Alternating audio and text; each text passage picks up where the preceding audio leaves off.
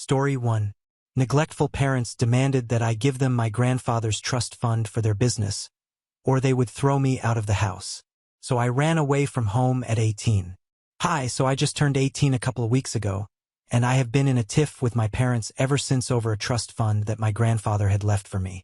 I was not even aware of it until I came of age. I am a girl, and I have been living away from my parents for the last few weeks because of what they did. Right now, my parents are calling me greedy, but I don't even know what makes me greedy for wanting to save for my future. My grandparents and I had always been close because I kind of grew up living with them instead of my parents. They were always away for work for most of my childhood, and I used to live with my grandparents until the age of 14. My father was a project manager for a construction company, and my mother traveled with him wherever he went. They thought that it would be too much of a hassle for them to take me along everywhere with them, so they chose to let me live with my grandparents so that I would have some sort of stability in my life as a child. But I really think they were just not interested in taking me along with them because taking care of a child is a huge responsibility, and they did not want me tagging along. But then my dad decided to quit his job a few years ago, and he finally came back here to settle down.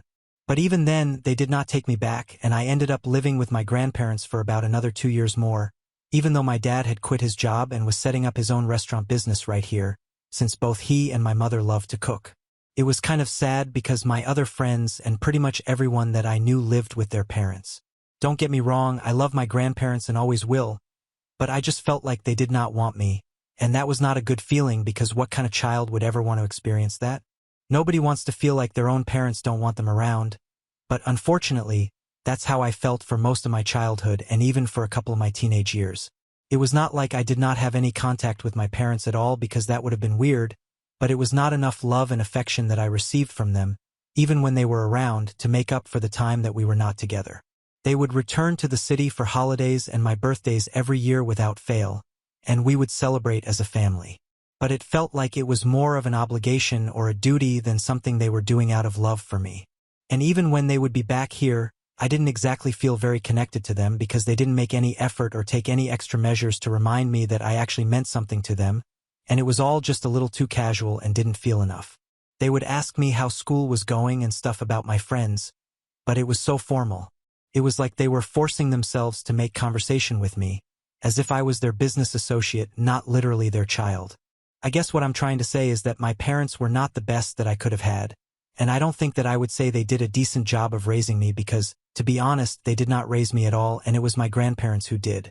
So my parents, well, maybe they are legally listed as my parents everywhere, but I never felt any real connection with them, and it always broke my heart. But that's how it was, and I could not help it because they did not seem interested in building a relationship with me either. And that is not an assumption that I'm making, but I actually know it for a fact because of certain things that I heard when I was younger. I think I must have been around 12 when it happened, but it was my birthday, I remember that. And I remember everybody had gone home after the party, and only my parents had stuck around since they were going to spend the night here before they left and went back to their own house the next morning. I was living with my grandparents at the time, and I was about to go up to my room, but I heard sounds of shouting from my grandfather's office, and I realized that my entire family was in there because nobody else seemed to be outside. I couldn't help myself, so I decided to eavesdrop on them because I was curious to know what they were fighting about since my grandfather was usually a very calm and relaxed guy. But that day, I could hear him shouting like never before. Now I really wish I hadn't because what I heard really got to me because I haven't been able to move on from that to this day. I could hear my grandfather yelling, and he was saying that it was very unfair the way that my parents were treating me, and it was seriously going to affect our relationship in the future, which they should really think about because my grandparents were not going to be around for long, and eventually we would be stuck with each other. He was referring to the fact that my father had quit his job and no longer needed to travel for work, but in spite of that, he had not even offered to take me back home with them and was still making me live with my grandparents. They made it clear that they did not have a problem with me living with them and loved me dearly, but it was not good for a child to have such a strange and disconnected relationship with their parents, and he believed that it was necessary for my parents to make more of an effort, be around me, and actually step up as my mother and father. And to that, my father said that I seemed happy enough living with my grandparents, and he did not have enough time to be running around trying to be your father when he was trying to run the restaurant and be successful for the future. Neither did my mother have the time or energy to be a mother when she already had so much on her plate trying to help my father run their business and also doing all the work around the house. The responsibility of another person was the last thing that they needed, and they told my grandfather that as long as they were trying to set the business up, I was not their first priority, and we would just all have to deal with it. I remember crying myself to sleep that night, and I think it was my worst birthday ever because even though the evening of the birthday party was lovely, what I heard that night was not something that I could ever forget, and I haven't. I know for a fact that my parents don't think of me as a priority, but rather as something more like a responsibility that has been thrust upon them, and they have not exactly been willing to take it up either. That was the point at which I decided that I was never going to have any expectations from my parents because it had become very clear to me that if I ever expected anything from them, I would only be disappointed, and I didn't want that. And I did have my grandparents at the time, so it seemed doable, and I was ready to face everything. But unfortunately, even that did not last for long. As you guys might have figured out by now, I had to move in with my parents because my grandparents passed away one after the other in the same year. I lost them both during the pandemic 4 years ago, and it has been incredibly tough for me to learn how to live without them. My grandfather had diabetes, so he passed away first, and after 9 months I lost my grandmother as well. It was a devastating time for me, and I think I was depressed, but I can't say for sure. The only thing that I knew for sure was that I did not want to do anything all day, and I would just stay in my room and only come out to eat when I felt hungry. But other than that, I would only just watch TV shows or sleep during the day and cry myself to sleep during the night.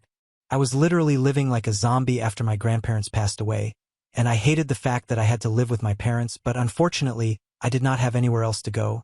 And obviously, if my parents were alive, then I had to live with them. I started resenting them, and I know it's not the right thing, but I started wishing that they were the ones who had passed away rather than my grandparents. I was that depressed and torn up about their demise. Obviously, there was something very wrong with me at the time, and I was pretty sure that I needed to see a psychiatrist at the very least. But my parents did not think it was necessary, and I wasn't even surprised because they did not care about anything apart from themselves. At the time when I was depressed, they did not even try to talk to me or get me out of my room because they were just busy worrying about themselves, since it had barely been any time since they had opened up their restaurant, and they already had 2 shut down. It was not even as though they did not have any savings, and I knew pretty well that my dad had made a lot of money at his previous job. And apart from that, they had sold everything that belonged to my grandparents after they passed away, and had even inherited quite a large sum of money from them since my grandfather was also quite well off. So they had enough money for the next few months and did not have anything to worry about. But still, it did not seem worthwhile to them to care about me and at least just ask me if I was doing all right. So I continued to rot in my room, and my hatred towards my parents just kept getting worse because I couldn't accept the fact that the only 2 people who cared about me were gone, and I was now stuck with these people who never even bothered to check on me, even when I refused to come out of my room for days. I could literally disappear, and they would still not notice until it was too late. I was just so upset that even talking about it gets me worked up because of how terrible and suffocating it felt to be living with them. So that is how life was up until a couple of years ago, but then things started getting better eventually like they usually do, and I started getting better as well. I started opening up to my friends and told them about how I did not feel any connection with my parents. I had expected them to judge me for it, but as a matter of fact, it was a pleasant surprise to realize that they were actually quite sympathetic towards me and told me that they would be there for me no matter what, especially Olivia, my best friend ever since I was in kindergarten. She has always been there for me, and she has known everything. She even told her parents about my life and what I was going through, and they told me that I could come to them for help anytime I had to, and that their door was always open for me. It honestly meant a lot to hear that from them. Things started getting better for me in the past 2 years, and even though my parents were still quite indifferent to me and my troubles, I had learned to deal with them on my own with a little help from my friends, and I was getting by.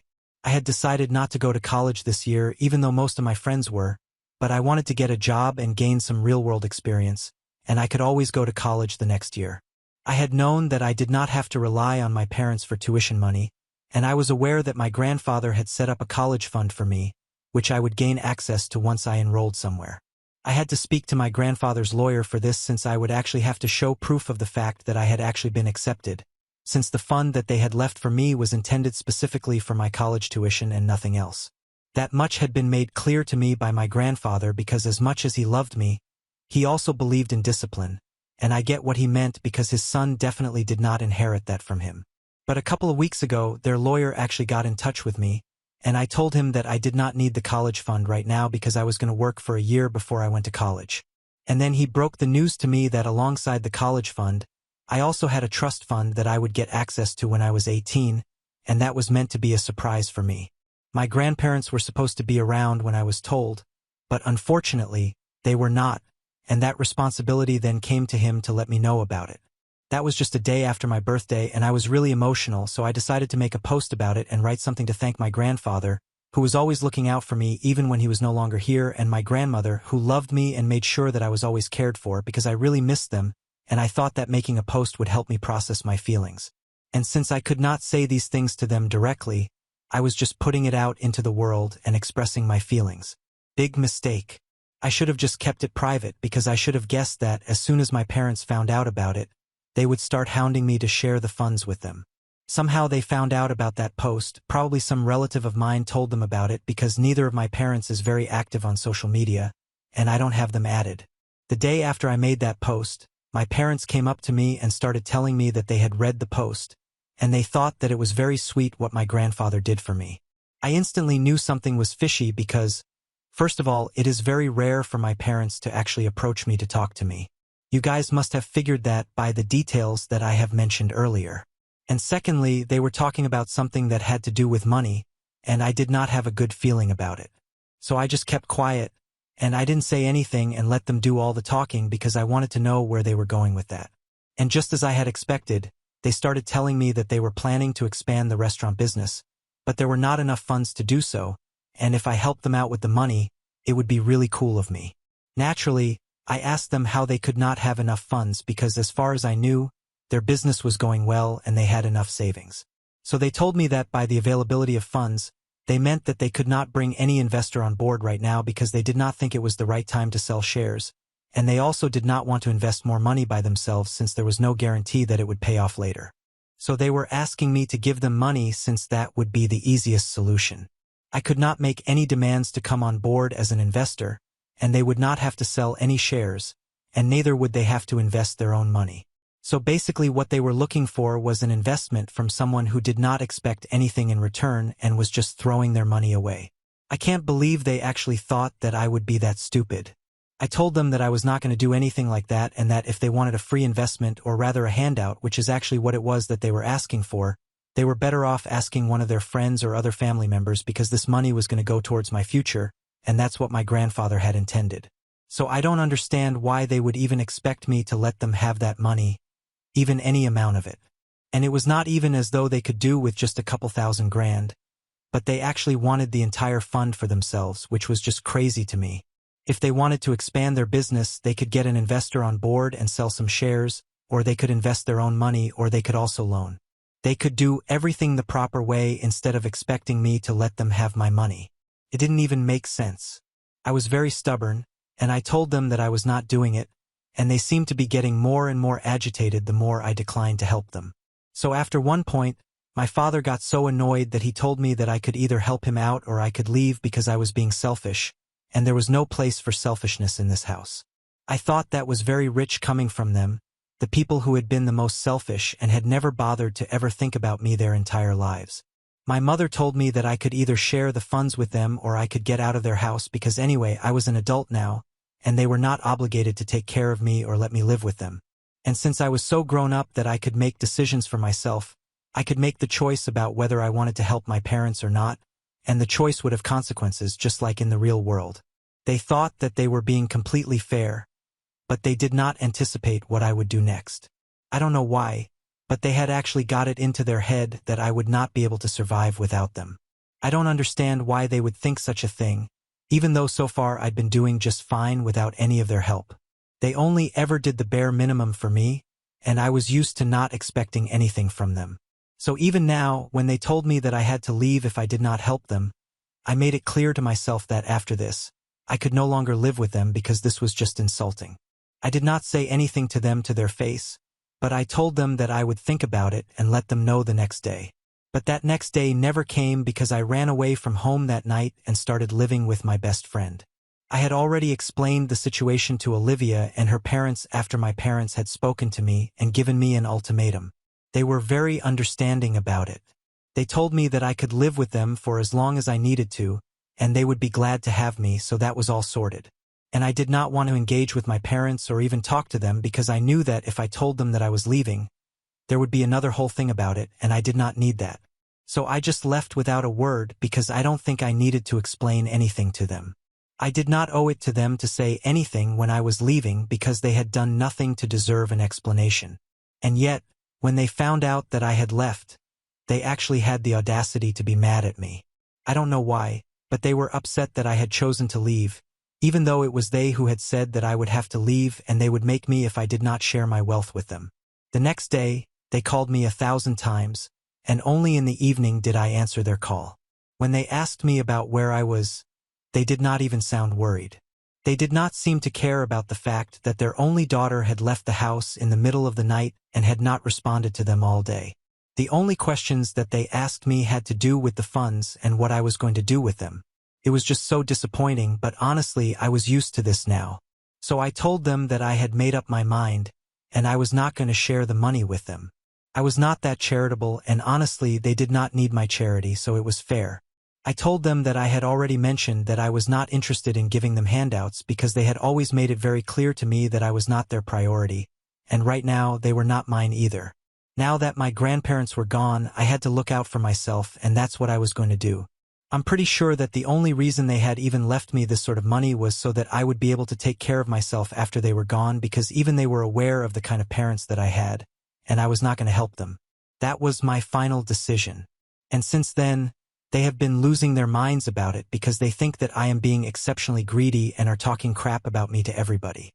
All of my relatives and my parents' friends have been reaching out to me to tell me that I am being really greedy and that they did not expect something like this from me. It is really annoying, but it's also really making me think if I'm actually being greedy or not. Of course, Olivia and her parents don't think so, but I think I need somebody with objective eyes to comment on this and get me to realize that I'm not crazy and that what I'm doing is justified. So, am I the asshole for not wanting to share my trust fund with my parents who had been absent for most of my life? Date 1. Hi, and thank you so much for all the lovely comments. You guys are really sweet for saying such nice things about my grandparents. I'm sure that if they were reading this, they would be really happy. Now coming to the point, I decided to really hit back at everybody who had been reaching out to me just to tell me that I was wrong. I don't even know why I was taking these people seriously because they don't know me. They only know my parents and their side of it, and the worst part is that they are not even interested in getting to know me or my side of the story. They just made up their mind from whatever my parents told them, which of course they did because when it comes to a fight between parents and a child, most people want to believe that the parents are right. But I highly doubt that this is the case here, and I'm kind of certain that some people only got involved because they wanted a taste of the drama that's going on. They don't care about me or my parents. They just want an opportunity to let me hear it, so they can vent out their own frustrations, and I was not going to deliver this anymore because whatever is going on, that's between me and my parents, and they have no right to comment on it. I know that my parents put them up to it, and maybe they are okay with it, but I am not. So if they can dish it out, they should be able to take it as well. So I made a post saying that anybody who is supporting my parents should actually be the one to invest in their business since they want to be so supportive, and I think that will do them a lot more good than bullying me into sharing my trust fund with them. I also put out a public message to my parents saying that their strategy to make me feel bad really wasn't working because all it did was make me even more determined to not help them out because they were manipulative, selfish, and could not think about anything beyond themselves. I was unlucky enough to have them as my parents, but I was not stupid enough to keep in touch with them after what they had said. They were the ones who had given me the choice to either share the trust fund with them or leave, and I had chosen to leave. I think that just makes me independent. If anybody is greedy in this situation, that's them, not me. So that was that, and after that, I decided to turn off my phone because I was not interested in anything that anybody had to say beyond that point. I had said whatever I wanted to say, and I had even tagged the people who had messaged me earlier to let them know what I thought, and I'm sure that they were going to pass on the message to my parents as well. So I was fine with everything.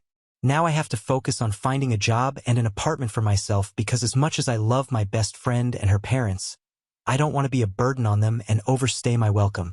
They have told me several times that I can stay with them for as long as I want to, but I think I need to draw the boundary somewhere. I can't go from depending on my grandparents and then to depend on my parents and then now on Olivia and her parents.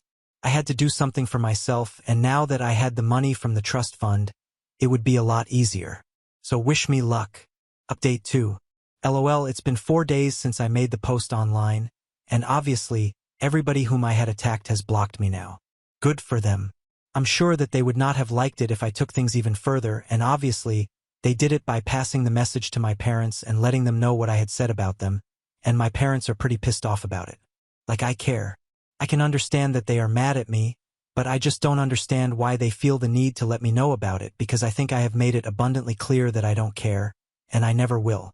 But anyway, they sent me a message and told me that they were officially cutting me out of their life and they don't want to hear from me ever again.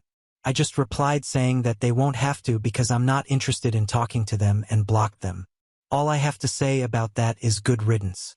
Anyway, the search for the apartment is going well, and I have even finalized one. I'm going to be living with a roommate and splitting the rent, and I think that will be very responsible of me. I'm really excited to embark on this new journey, and I can't wait to see what the future holds for me. Update 3. Hi guys, so I finally moved out of Olivia's house, and we were sad to let each other go. But even she was leaving for college in a couple of weeks, and I had to settle into my new apartment before the search for a new roommate began. We had a lot to do, and it was kind of bittersweet. But anyway, moving on to better news, I got a job. I'm going to be working in the social media marketing department of an advertisement agency, and fingers crossed, I'm hoping that it goes well. I have not been in touch with my parents for the last couple of weeks, and it's been great. I barely even think about them because I'm so busy.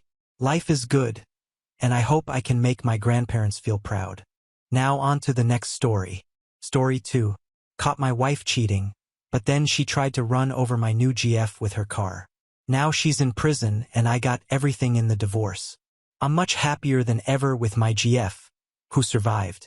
Hey everyone, I, 36M, was married to my ex-wife, 35F. Her name is Cassandra, for 6 years. We had an all-right marriage, for the most part. I can't say it was perfect or anything, but it wasn't horrible. We had met on Facebook, and something sparked up between us there. Things were pretty great during the dating phase, and I was very cautious, looking out for red flags because I grew up with a mother who was very abusive towards my father, and I didn't want to find myself heading towards anything close to similar. I didn't see any warning signs though, so we eventually got married, and things were fine.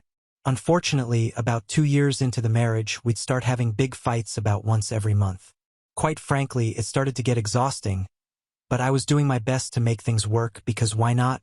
We had a good start to our relationship, so I really felt that it was possible for us to figure out what was wrong and sort it out.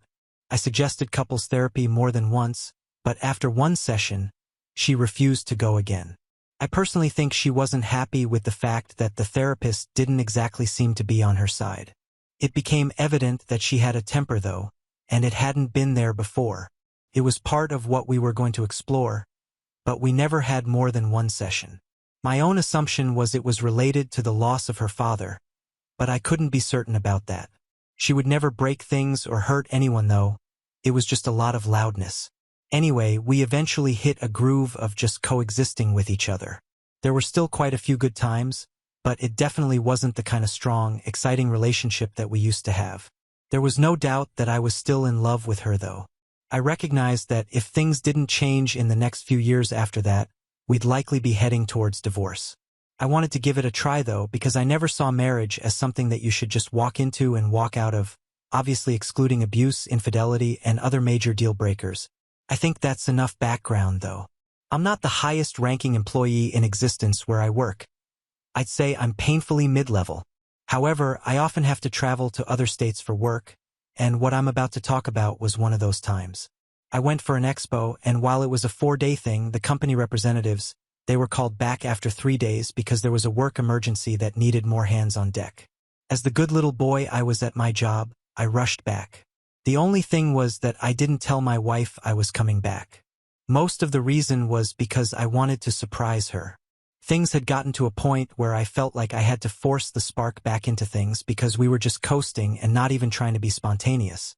The day that I got back, I bought the flowers that I knew she liked, and I went home. Obviously, I had my key, so I let myself in. I knew she was supposed to be at home that day, so when I didn't hear her in the living room or in the kitchen, I went straight to the bedroom and opened the door. Right there, I saw a man on top of Cassandra doing what you know he was.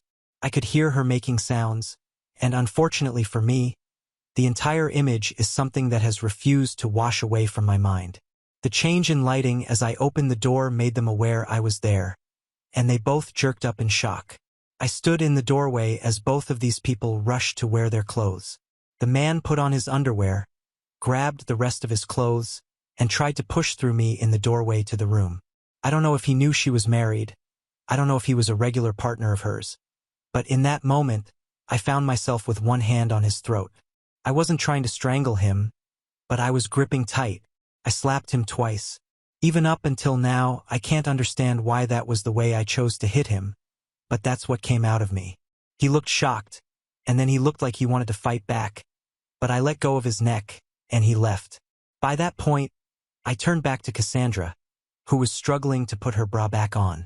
I was infuriated, and I just stood there, flowers at my feet, just looking at her as she said nothing and dressed back up. She was avoiding looking at me, and I genuinely didn't even know what to do in that moment. As she struggled to straighten her hair, she said the stupidest thing to me. "Why are you even back?"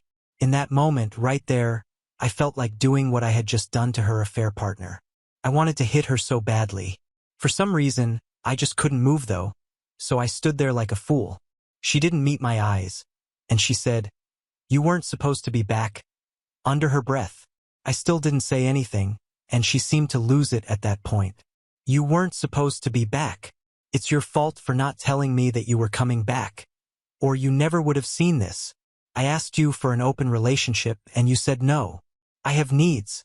I tried to do things without hurting you, but you just had to come back unannounced. Why?" At that point, I walked across the room, grabbed her by the collar of the t-shirt she had just put on, and raised a fist to hit her. She looked frightened, and I'm not sure if I would have stopped if she didn't look that way, but I stopped regardless. I am not proud of that moment. Even with the context, it's not something I look back at with pride, though part of me rather darkly wishes I had struck her just for the satisfaction of it. As I let go of her and walked out, I could hear her yapping behind me. "You were going to hit me? Really? This is why I don't freaking love you anymore. You call yourself a man, but you're not. You make me sick."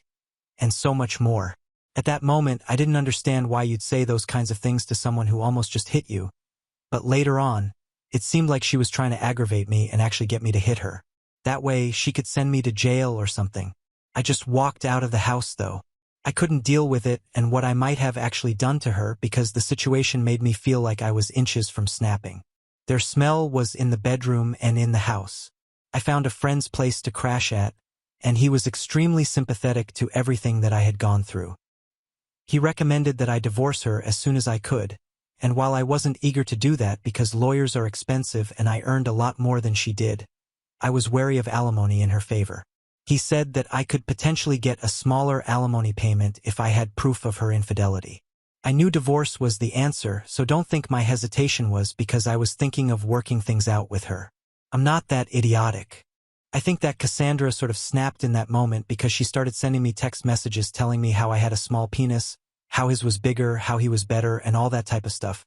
I think she was very stupidly enraged that I had caught her, and she didn't have a rational emotional response to it. She blamed me for ruining the good thing that she had with her affair partner, and this was how she decided to resolve her emotions. For some reason, my friend was there and told me to screenshot the messages as she sent them, which I did, and that right there was such a good call from him. About a minute after her rant, I watched all the messages unsend. I don't know whether she had a brief moment of lucidity, but she clearly had second thoughts after that.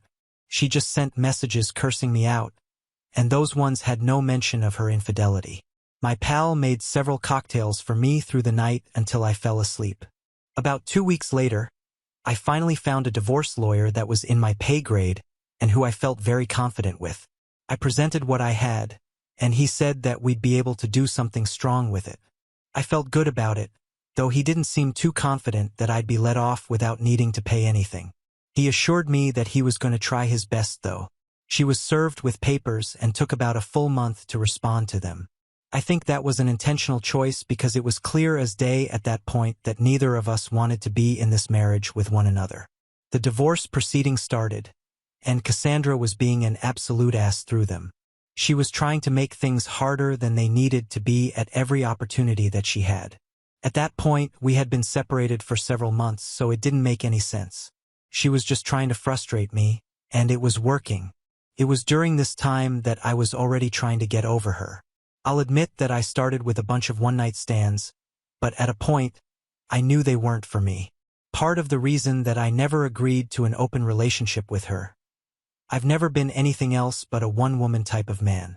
I used to read a lot before life and work kind of took that pastime away from me, but I was trying to find peace in things that didn't come in a bottle. So, I found myself at a bookstore at some point during the whole divorce debacle. I was looking for some fiction to read, but I had been out of it for so long that I didn't know where to start. There was a lady there in the same section as me, so I asked her what she'd recommend if I was looking to read science fiction. She asked me what I liked, I told her, and next thing you know, we were there talking at length about books and our favorite series and all of that. I think we stood there for about 30 minutes before I picked out a book based on her recommendation and got her number. I'm smiling thinking about it because my interaction with her was like a salve to everything I had been going through. We started going out soon after that, and I was very open with her that I was going through a divorce, but that didn't really seem to faze her in any way. She said that she was glad I was upfront about it and that it didn't matter much to her. She was distracting me from the pain in my life at that point, but I was glad that I didn't seek her out as a distraction. We met naturally, and she turned out to be such an amazing person. The divorce was dragging on, and I genuinely wanted to be done with it, but Cassandra clearly didn't. At a point, I and the lady I met at the bookstore, let's say her name is Emily, had been dating for 5 months, and yet I was still dealing with a divorce. It was at this point that things went crazy though. Emily and I had a nice day in town, and we were walking towards her car in the parking lot of a shopping mall. At this point, everything happened so fast. I heard a car's engine rev suddenly, and a vehicle came right towards us, though more towards Emily. I tried to pull her out of the way by yanking her arm, but she was struck in her outstretched leg when I pulled her. You can't imagine the way it felt when I heard her scream in pain and I saw that her leg was broken above the ankle. I was about to call 911 on my phone, but the car had hit another one really hard and was reversing. It faced Emily and I where we were on the floor, and I actually had to drag her between the cars before the vehicle drove forward and hit some other cars. By this point, people's attention was drawn to the scene, and they were coming closer. It was at that point that someone got out of the driver's side of the car, and I saw it was Cassandra. In that moment, it probably made the most sense, apart from it being a psychopath, but at the same time, I was so shocked because there was no way to say that she hadn't just literally tried to kill us, or at least kill Emily. She moved towards us threateningly, but a bystander restrained her. To be 100% honest, I felt like she had lost her mind. I couldn't imagine that level of hatred and madness from her, the extent of trying to run Emily over. I couldn't explain it away despite how much I hated her. The police came soon after, along with an ambulance, and they took Emily to the hospital. Cassandra was arrested, and as she was being arrested, she screamed in my general direction, "It hasn't been a year, and you're already walking around with a slut." It was scary, but it was also incredibly confusing because it seemed like she actually felt she had gotten the short end of the stick when I caught her cheating and divorced her for it. She was acting like a victim, as if I hadn't literally walked in on her sleeping with a man. It was one of the most traumatic experiences of my life. Emily could have died that day. She made a full recovery, spoiler alert, and I am incredibly thankful for that. When I told her that it was my soon-to-be ex-wife, I was sure that things were over. Who would want to live the rest of their life with some crazy woman trying to kill them? But all she said was that as long as she was in prison, there wouldn't be anything to be scared of. And of course, prosecutors decided to pursue the case, especially because the parking lot had several cameras that recorded the entire thing. Apparently, she had driven past us once, and I think it was there that she identified us. She then circled back and attempted to hit Emily. She clearly made the decision and didn't question it at any point. At that point, our divorce proceedings essentially came to a halt because of her entire criminal case being a major fixture. In a serious court case isn't fun, in case you thought jury duty was as bad as it could get. It went on for quite some time, to be honest, and it messed around with my work, which I really didn't like. She wasn't worth all this stress. It was a walk in the park for the prosecutors, though. There were eyewitness accounts, CCTV footage, and I and Emily both testified as to what happened. There were quite a few charges, but she was found guilty of every single one, of which the worst was attempted murder. There was no question that she was trying to use the car to kill someone, especially with the second attempt to drive into us. In the end, 12 years in prison. Honestly, I was shocked that it wasn't longer, but the claim was that she showed remorse for her actions. I still feel it was an act and that she had no criminal history whatsoever. She also had the chance to get out early if she was a good girl in prison. I wanted more time, but 12 years in prison was not a little time for someone in their mid-30s. And she still had to attend her divorce proceedings remotely, though on some occasions, her lawyer represented her entirely. At that point, things actually started to move the way they should have from the start, and with the last piece of the puzzle that she had beautifully served to us by attempting to kill my girlfriend, she got nothing. As in, absolutely nothing. The judge refused to even remotely reward such behavior with anything that wasn't hers from the start. The smile it put on my face was huge because of that moment. It was as if everything had just come together despite all the pain she had caused. Cassandra has been out of my life, and it feels like she's gone for good, even though I know she'll come out one day. But it makes life so much easier to live, to be 100% honest. I moved out of the old apartment because it reminded me of her cheating, but Emily and I got a place, and we've been incredibly happy together. Emily herself jokes that she was happy to be the sacrifice to help put my ex away. I don't know what I could have done differently. Maybe left her when I realized she had a temper, but apart from that, I don't know. All I can say is to avoid crazy women, even when they weren't crazy from the start. I'm glad I'm better off in the end, and that's what counts. I'd be looking forward to reading your comments and seeing your jokes. That's part of what makes me love this community. Now on to the next story. Story 3. Left my husband after his ex-wife with a terminal illness asked him to get her pregnant as her last wish, and he actually considered it. My husband, Kevin, 33M, and his ex, Alice, 32F, got married 8 years ago, and within 4 years of their marriage, they got divorced. It was a terrible one. It was dragged out for a really long time because she had unreasonable, crazy demands in terms of alimony, and he was not ready to fulfill them for obvious reasons. I won't get into the details, but the divorce mainly happened because Kevin was too much of a workaholic. Since just a couple of years into their marriage, he had realized that they were quite incompatible, and Alice was too suspicious of him all the time. She was just really insecure and accused him of cheating baselessly all the time. So, the divorce was quite ugly, and after it was all finalized, they never saw each other again. They hadn't kept in touch, and he had no idea what was going on in her life until last week. She just showed up at our house out of the blue. She told us that she had convinced one of their common friends from college to give her his address because there was no other way that she could contact him, and this was something that she had to talk to him about in person. I was the one who had opened the door to her, and I knew who she was, so I was a little surprised, but she didn't seem surprised to see me at all. She just told me that she was really sorry to pop up like this, but she just had to talk to me and my husband about something very urgent and important. So, I let her in and I called Kevin to the room.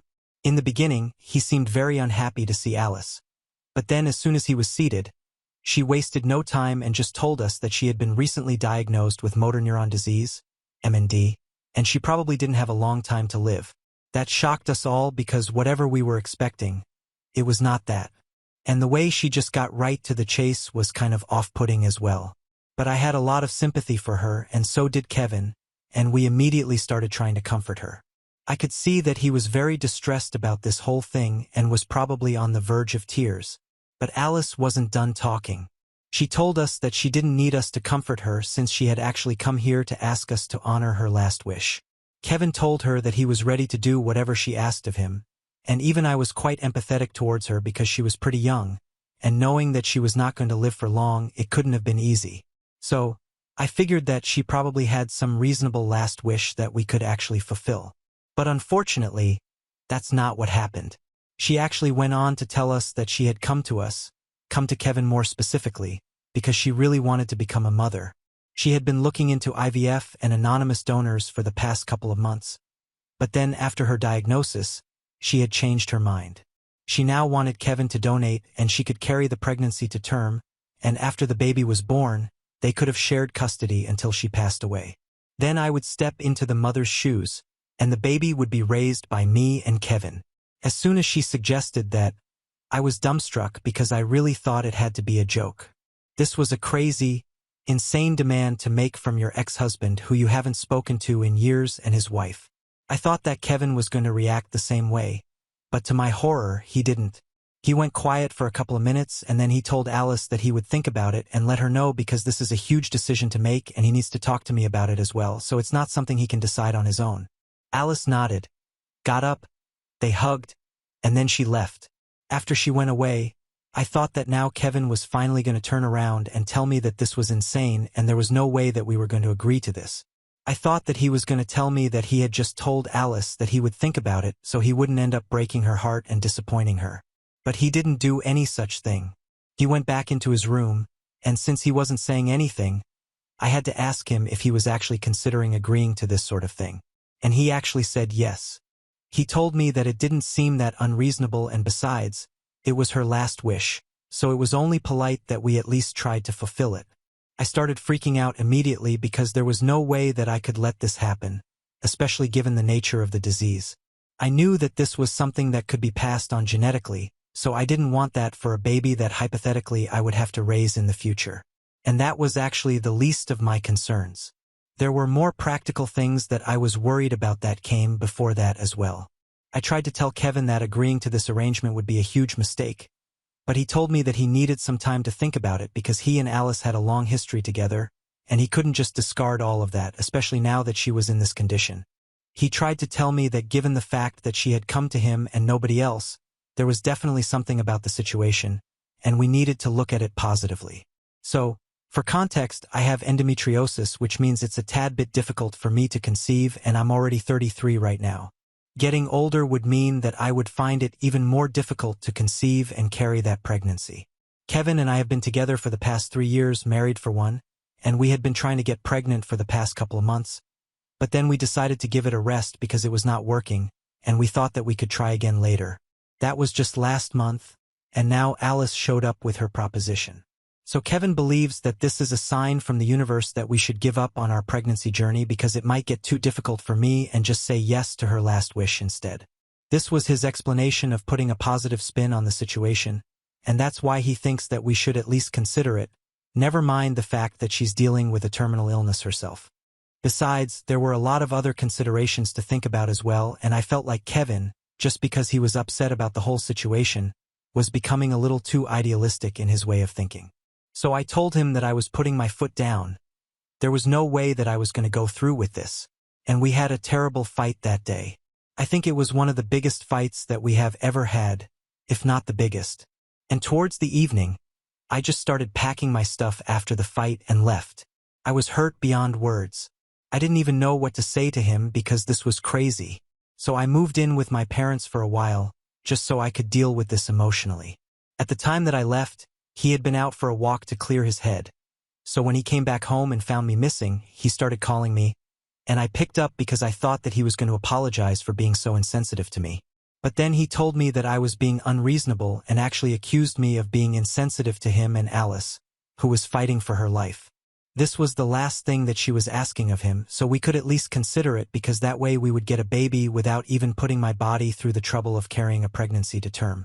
And yet again, he told me that he felt like I was not being grateful enough for the opportunity that had been presented to me. So on the phone call, we had another fight, and he accused me of being insecure about Alice and her influence in his life even now, and that's why I was making such a huge deal about this, which was significantly more hurtful than whatever he had said up until then. For the past couple of days, we've been going back and forth on this. I haven't been able to block him because he's alternating between getting upset with me and being mad at me or begging me, and I feel really bad for him. I can tell that he's very distraught regarding the situation with Alice, but there's not much that we can do about it. especially not whatever she has been suggesting. It's literally insane, and it's out of the question. He's been acting psychotic about this whole thing, and I even talked to my parents about it, and they agree with me that this is a terrible idea and it's crazy that he's even considering it. Right now, things have come to a point where I'm actually considering getting a divorce because I don't see any other way out of this.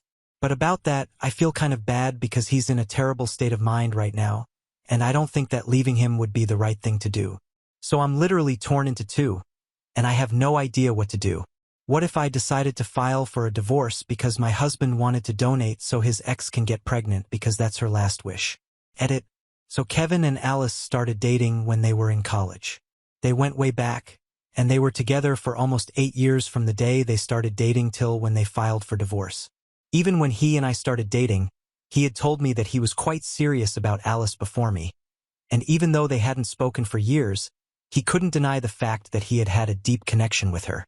But then they got divorced and everything ended pretty badly, so I didn't think that it was a threat to me or my relationship with Kevin in any way. Besides, by the time I had started dating him, they had had no contact for quite some time, and he hardly ever even spoke about her unless he was talking about his college days or whatever. So I had no reason to be insecure about her or suspect anything, and that's why I wasn't on high alert when she showed up at our house. But right now, given the situation, I've started to think that maybe he never got over her in the first place. So the things that you guys have been saying in the comments, it's not like it hasn't occurred to me, but I don't want to think the worst of him, at least not right now when everything is already so complicated. So while I'm not denying that it's a very real possibility that he still has feelings for her, and seeing her again just made it all come up to the surface once more, I'm just saying that I don't want to discuss it right now. Update 1. Hi. Thank you everyone for your kind words and support. It's been a couple of days since I posted, and I have decided that I'm going to talk to him one last time. I'm going to try to make him see sense, and if it doesn't work, then I'm going to have to speak to a lawyer and file for divorce because this is getting too much for me now. The only reason I'm giving him this one last chance is that I know that he's grieving. I know it can't be easy to know that somebody you had been connected to for 8 years of your life, somebody who you had a meaningful relationship with at one point of time, is soon not even going to be there. It's very difficult, and he has all my sympathies right now. But that is the most that I can do for him. I can only extend my sympathies. I'm not going to give in to his whims and fancies and allow myself to be involved in this ridiculous situation that he's getting dragged into because of Alice's last wish. In the past couple of days, he has stopped getting mad at me altogether. In his texts, he's only been begging me to at least consider this. He's been begging me to come back and talk to him. This morning, I replied to him saying that I was willing to come back and talk to him, but he couldn't lose his temper at me and start yelling at me the way he did earlier because if he did that, I was going to walk away immediately. I'm not going to tolerate any more disrespect at this point. He can't just get away with everything because he's upset. This situation has been very upsetting for me as well, but I'm not behaving the same way that he is. Even on the first day when I tried to argue with him, I tried to maintain my calm and deal with the situation with dignity, but he was the one who lost his temper and started yelling like a madman. He was the one who accused me of being insecure and jealous on the phone call, and this kind of behavior is not going to fly with me anymore. I made that very clear, and he apologized for his behavior, and he told me that he was not thinking straight, but he would still try his very best to keep his temper under control and not let his emotions carry him away. So at least that's a relief, and we have decided that we are going to meet at home tomorrow. Frankly speaking, I have no idea what to expect right now because up until recently, I used to think that Kevin was a reasonable and sensible man, but seeing this side of him has made me realize that maybe I was not completely right about him. That maybe grief makes people act in ways that you never expected them to. So in all honesty, I have no idea what to expect out of tomorrow. Maybe things will work out, maybe they won't, but at least I'll have the satisfaction of knowing that I tried my best to make it work, and that's all that matters to me right now. Update 2. Hi, so I just came back home after meeting Kevin. When I went over, he welcomed me very warmly, apologized for his behavior, and told me that he was going to try and keep things calm this time. And in the beginning, I thought that maybe I had done the right thing by trying to give him a chance at least. And then we got to talking. I explained my side of things to him. I told him that I was not ready for this kind of situation. If I wanted a baby, I would like for the baby to be completely healthy, and since MND has a chance of being carried through genes, I don't think it was a good idea for Alice to get pregnant. Besides, given her diagnosis, there's already no telling how fast or how slow the disease is going to be, and given the circumstances, it's probably not right to put her through a pregnancy. And if she herself doesn't realize it, then we can at least do her a favor by declining. And on top of that, even if we decided to humor her, even if she got pregnant, had the baby and stuff, having shared custody would be a whole other conversation, and who knows, maybe they would end up fighting again like they did the first time, and it wouldn't be good for the baby. Also, it would be a special kind of cruel for Alice to give birth to the baby, to be actively involved in the baby's life, and then leave because with this disease we don't know when she's going to be taken away from everyone, and that's a major concern, especially with a baby involved. That's all I had to say, and in my opinion, these were all very valid points which had nothing to do with me being jealous or insecure of her. Of course, I didn't mention that even apart from all of this, I was very uncomfortable with the idea of the situation even materializing, but given whatever he had said earlier, I didn't think it would be wise for me to acknowledge that. So I just tried to reason with him using the practical side of things, and I thought that he would understand. But instead, he started bringing up irrelevant counterarguments. He told me that all we had to do was just agree to the situation, and then we would deal with these things as they came up. Basically, he wanted to go with the flow, but he just wanted me to agree. And I'm not the kind of person who likes going with the flow, especially with regards to things like marriage and pregnancy and whatnot. For me, this is a huge deal, and I can't take it as casually as he was, so I made that clear to him.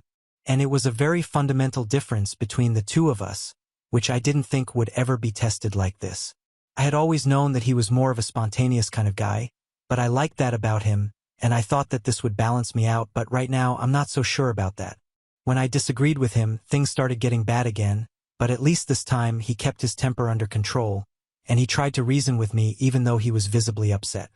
He told me to keep all those practical considerations aside and just think about the fact that at the end of all of this, we were going to have a baby, and I wouldn't even have to put myself through the pregnancy. Somebody else was going to do it for us, and the best part was that it would be us doing that person a favor. It wouldn't even be as expensive as surrogacy.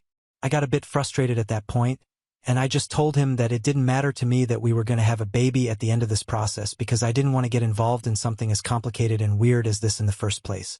Whatever Alice was suggesting, it was not even going to be considered feasible by other people. I don't understand why he was even entertaining the idea, but it was just weird and crazy, and I didn't like it. If we really wanted a baby, I could try to get pregnant naturally, and if that didn't work, we still had IVF, surrogacy, and adoption as options. This whole thing with Alice was not even something I was considering, and I could tell that he was very upset, which is why he was so bent on honoring her last wishes, but it was a terrible idea, and he needed to realize that. She was being unreasonable enough, but I couldn't control that since I was not her friend or her family to be giving her advice. If I had any say in Kevin's life as his wife at all, I would advise him against it. I tried to reason with him, but he just started looking even more upset. He stayed silent for a couple of minutes, and then he told me that since I had made up my mind, we had nothing more to discuss. So that was it, and I still had a lot of things to say even after that.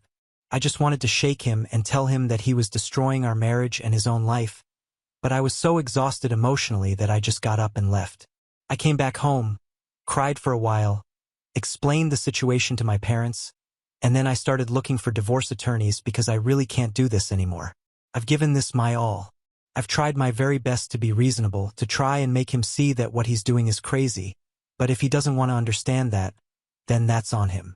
But I'm not obliged to be a part of this insanity, and I won't be either. Update 3. Hi. Sorry for being MIA for 2 weeks, but I had my hands full.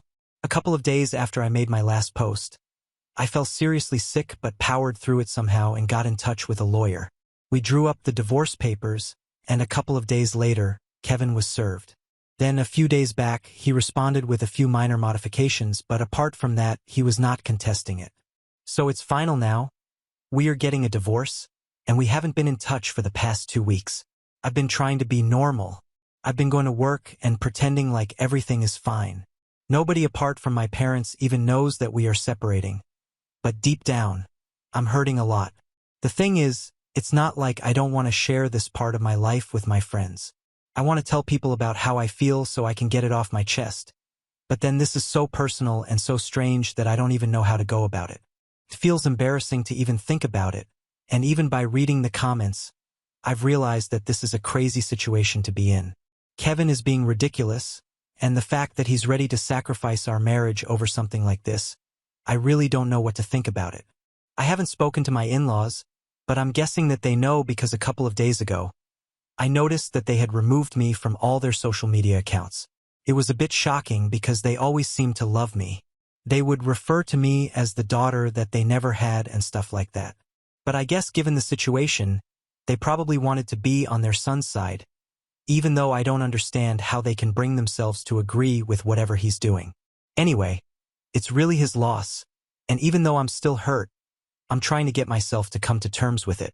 In a couple of days, I might put out a statement on social media or something just to let people know that we are separating.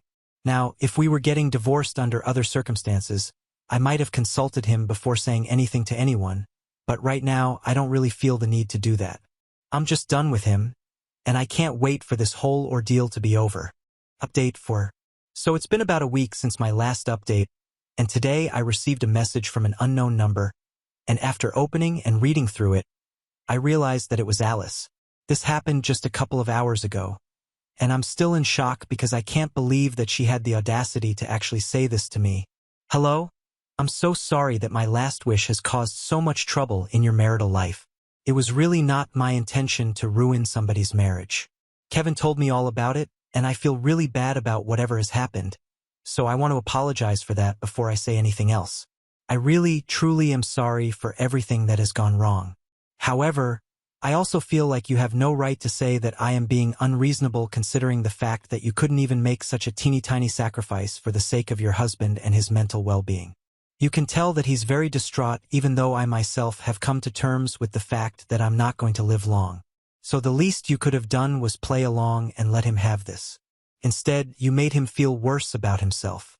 You gaslight him into thinking that maybe he was screwing everything up in his life when in reality, he was just trying to do something good for me. I don't know why you are so insecure and jealous. We haven't ever met before, and I've never given you a reason to doubt Kevin. And yet this is the kind of attitude that you had. It's just appalling. I thought that as a woman you would be able to understand me, but I was clearly wrong. You are too selfish to think about anybody but yourself, and that's why your marriage is in shambles right now. I hate to say it, but Kevin deserves better. I hope you take a lesson from this and try to broaden your way of thinking. Anyway, I've said whatever I had to say. I just wish that you would have chosen to be kinder, but that ship has sailed now.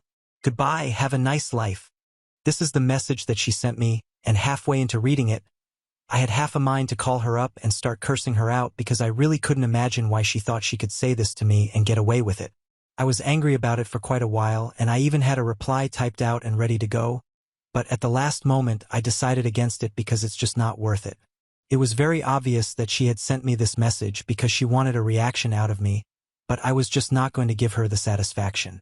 So I read that message one last time, I cussed her out in my head, and then I just blocked her. I'm not going to waste my time and energy talking to people like that. I'm just not interested. In a couple of months, my divorce with Kevin will be finalized, and I will finally be done with all of this for good. I don't have to put in any extra effort to make anyone see my side of things. It's just not necessary. Update 5. Hi, so it's been 5 months since my last update, and a couple of weeks ago, my divorce came through. These past 5 months have been a total roller coaster of emotions because shortly after I announced our separation, a couple of my friends reached out to me, and I explained the whole situation to them. As ridiculous as it sounded, they were completely on my side, and even a few mutual friends decided to stop speaking to Kevin altogether because of his behavior. But that did not affect him at all because as far as I know, he still went on to donate or maybe they conceived naturally. But whatever it was, 2 months ago, I found out that Alice was now pregnant. And even though both of them insisted online that they were not getting back together, I knew that they had been hanging out a lot more, and maybe they were just keeping up appearances because it's not going to look too good for Kevin if he just makes his relationship with her official while he's still getting divorced from me. I can't lie, I was really hurt, but then there was not much that I could do about the situation anymore. So now I'm just focusing completely on myself. I'm trying to live better and distract myself from everything to do with him. I've even told my friends and everyone not to tell me what he's been up to. I just don't want to know. I want to move on with my life and do better for myself. And that's it. Now on to the next story. Story 4. Wife said she wanted to take a hobby to feel fulfilled, but then she started missing our daughter's events while coming home late. Found out her best friend was actually her affair partner. Well, fact is, I never expected to be writing this crap on Reddit. I'm using a throwaway because some of my friends follow my main account, and this isn't something I want them finding out about yet. My wife, Jessica, 34F, and I, 36M, have been married for 8 years now. We met at a friend's barbecue back in college. I was finishing up my engineering degree, and she was working as a waitress while figuring out what she wanted to do with her life. We clicked right away and got married 2 years later. Life was good, like really good. We have this amazing 6-year-old daughter. I remember the day she was born. I was so nervous I almost passed out in the delivery room, but Jessica just laughed and told me to man up. I've been working my ass off as an engineer, putting in 60-hour weeks sometimes, to make sure we can live comfortably in our suburban house with the white picket fence and all that crap. Jessica's been a stay-at-home mom since Melissa was born. It was actually her idea. She said she wanted to be there for all of Melissa's firsts, and I supported the decision 100%. We'd saved up enough from both our jobs before Melissa came along, and my salary could cover our expenses. She seemed happy with this setup for years, but about a year ago, things started changing. Jessica began talking about feeling unfulfilled, like being a wife and mother wasn't enough anymore. I tried to understand, I really did, even though it was hard for me to relate. My whole identity is wrapped up in being a dad and husband too, but I actually love that. Maybe it was different for her because I still had my career. Like, even though I work mainly to provide for them, solving engineering problems and leading projects gives me something else to focus on. Plus, I get to interact with other adults all day while she's stuck at home watching Peppa Pig reruns with Melissa. After a bunch of late-night talks and some arguments, we tried to figure out what would make her happier. I even suggested she could go back to work part-time, but she said that wasn't what she wanted. She used to paint in college, had this whole artistic side I barely got to see anymore. Back when we were dating, she'd spend hours working on these weird abstract paintings in her tiny apartment. That part of her just disappeared after Melissa was born. We looked at different options and eventually pottery came up. There was this class at the community center that met 3 times a week while Melissa was at school. The timing worked perfectly, and I thought maybe getting back into art would help her find that spark again. The class wasn't cheap, but I figured it was worth it if it made her happy. We signed her up that same week, and I even helped her set up a little workspace in the garage where she could practice. For the first couple months, things were actually pretty great. Our kitchen counter became this display area for all her pottery projects. Lots of wonky mugs and these little bowls that weren't quite round. I still have this coffee mug she made me early on. The handle's kind of crooked, and it doesn't hold much coffee, but I used it every morning just to see her smile. She never got much better at making stuff, but that wasn't really the point. The important thing was how much happier she seemed. She started cooking these fancy dinners again, like she used to when we first got married. We even started having sex more often, which was a nice bonus. It felt like we were getting back to being that young couple who couldn't keep their hands off each other. Then this Rebecca person came into the picture. Jessica wouldn't shut up about her. How funny Rebecca was. How Rebecca had traveled all over Europe. How Rebecca was going through a divorce and was so brave about it. I remember thinking it was good for Jessica to have a friend outside our usual neighborhood mom circle. They started going for coffee after class, which turned into drinks some evenings. I even encouraged it at first. Fact is, I was the one who told her to go ahead and buy that new dress she wanted to wear to their girls' night out. I watched Melissa those nights, ordered pizza, and we'd have daddy-daughter movie nights. It seemed worth it because Jessica would come home all energized and happy, telling stories about their conversations and jokes from the evening. But crap started getting messy real quick. The pottery classes that were supposed to be 3 times a week somehow turned into almost daily meetups with Rebecca. Jessica started missing important stuff. Like, she forgot about Melissa's parent-teacher meeting. I had to leave work early to cover for her, which pissed off my boss. I was already working overtime to pay for these pottery classes, and now I was having to leave early to handle her responsibilities too. What made me angry was when Melissa's lunch wasn't packed 3 times in 1 week. My 6-year-old had to eat cafeteria food because her mom was too busy with her new bestie to remember basic crap. I started having to check every morning before work to make sure Melissa had everything she needed. It was like having 2 kids to take care of instead of 1. I kept telling myself this was just temporary, like when Melissa started kindergarten and it took us a few months to figure out our morning routine. Every marriage goes through rough patches, that's what my dad always said. But this crap was different. Jessica started coming home at 11 p.m. sometimes, midnight, reeking of alcohol and whatever fancy cocktails they were drinking. I remember one night she stumbled in at 1 a.m. on a Tuesday. I was still up because I had to finish some work reports, and she could barely walk straight. When I asked where she'd been, she just mumbled something about Rebecca having boyfriend troubles and needing support. It was always some excuse about Rebecca. The thing that really got to me was how this affected Melissa. That little girl used to wait by the window every afternoon for her mom to pick her up from the bus stop. Now, Jessica was running late so often that I had to arrange with our neighbor to watch Melissa until I could get home from work. Melissa stopped asking for her mom to read her bedtime stories. She'd come straight to my office instead. Last week, Jessica actually showed up for dinner on time, and you should have seen how Melissa's whole face lit up. She started telling Jessica about this art project she made at school, but Jessica was too busy texting on her phone to even look at it. My kid just stopped mid-sentence and went back to eating her mac and cheese. That crap destroyed me. I tried to handle this like an adult. One night after Melissa went to bed, I sat Jessica down in the kitchen. I kept my voice calm and explained how I was worried about her, about how Melissa was being affected by all this. I even brought up how we hadn't had sex in over a month, hoping that might get through to her. Big mistake. She went off on me about how I was trying to control her life, how I was jealous of her having friends, how I wanted her to stay trapped in the house forever. She said I should be happy she finally found something that made her feel alive. Alive? What about our family? But according to her, I was just being an unsupportive who couldn't handle her personal growth. Personal growth, my ass.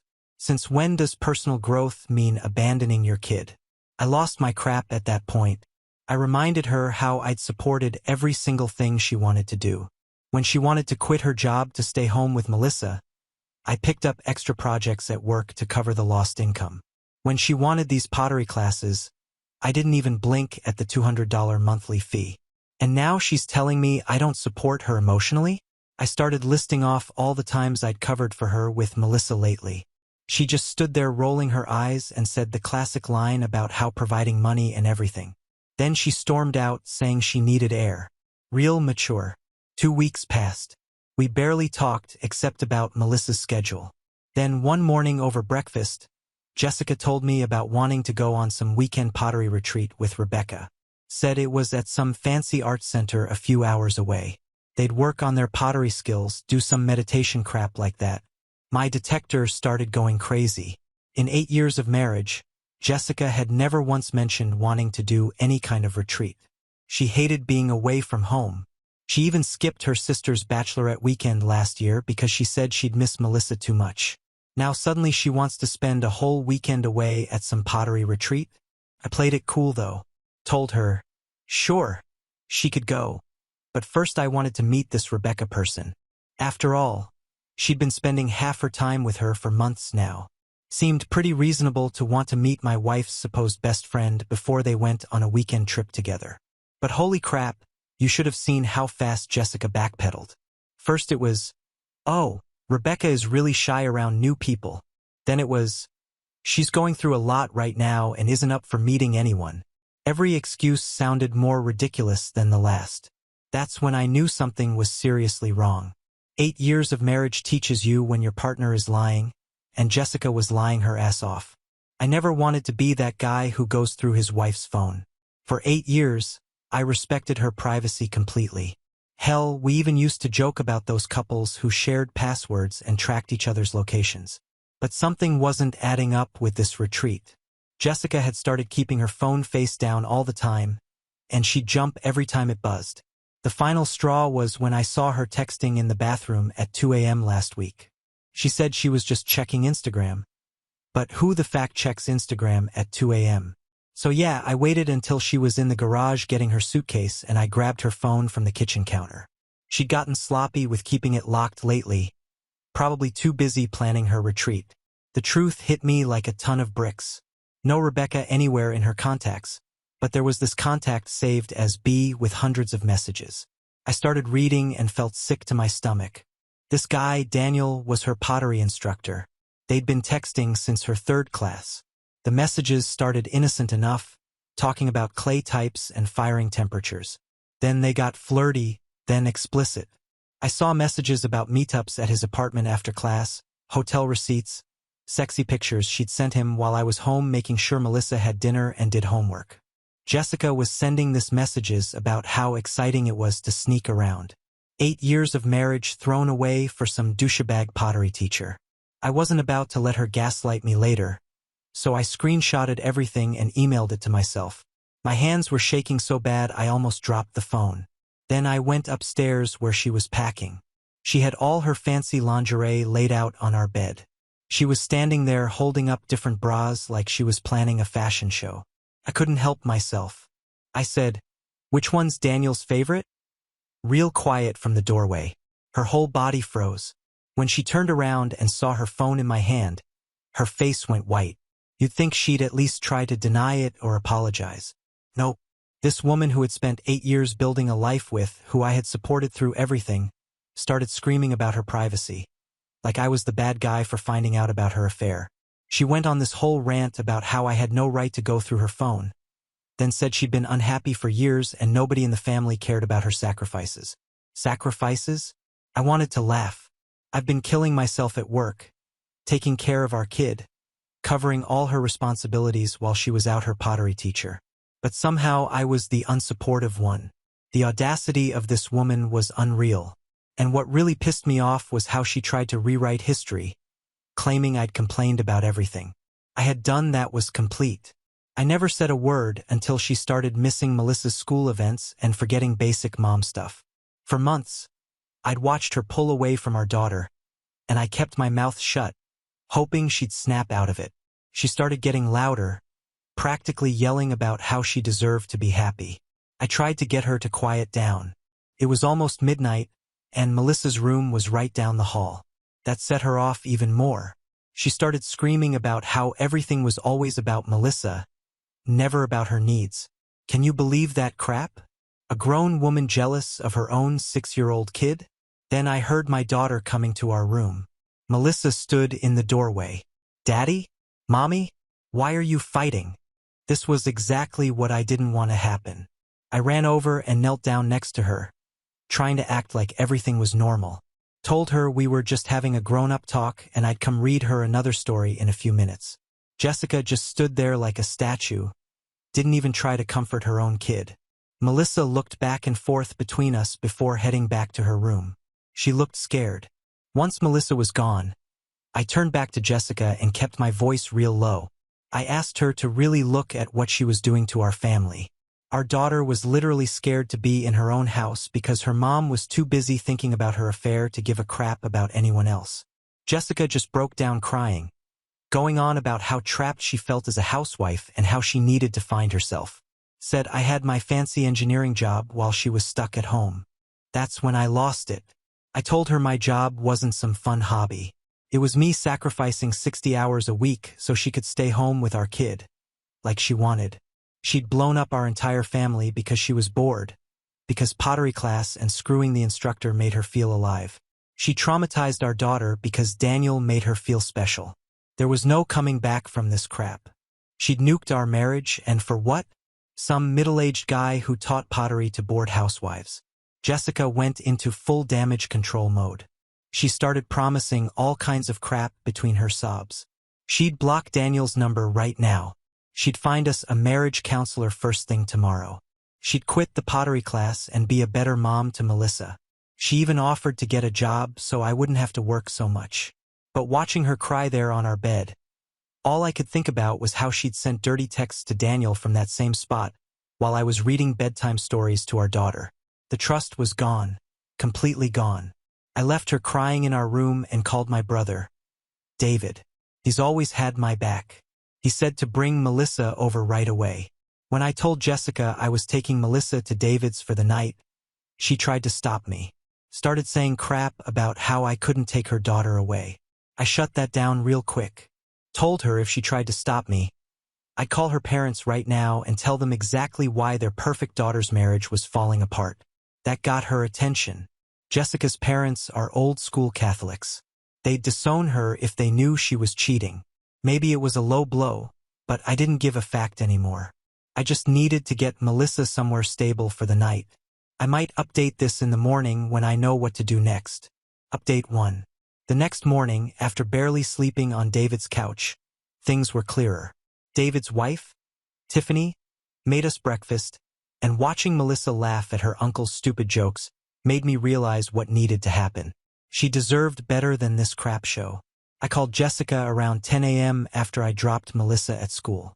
Told her we needed to talk about separation. She started crying again, begging me to come home so we could work things out. Said she'd made a horrible mistake, but she still loved me. Still loved me? That's rich coming from someone who'd been her pottery teacher for months.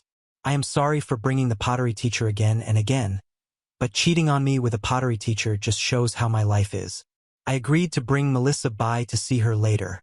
A kid shouldn't suffer just because her mom's a cheater. But I made it clear we were done. Marriage is built on trust, and she'd taken 8 years of trust and thrown it in the garbage for some quick thrills with Daniel. She tried every trick in the book, crying about how she'd do anything to fix it, promising she'd never talk to Daniel again, swearing she'd be a better wife and mother. But you can't unpack your pottery teacher. You can't unsend those messages about how exciting it was to cheat on your husband. Some bells just can't be unrung. When we got to the house, Melissa ran straight to Jessica and hugged her tight. That imaged me up inside. My little girl had no idea her mom had chosen some random dude over our family. Jessica was crying and hugging Melissa like she was the victim in all this. I sent Melissa upstairs to grab some toys she wanted to take back to Uncle David's. Once she was out of earshot, I told Jessica straight up that I was filing for divorce. The look on her face was like she couldn't believe this was actually happening. Like somehow she thought tears and promises would make me forget about Daniel.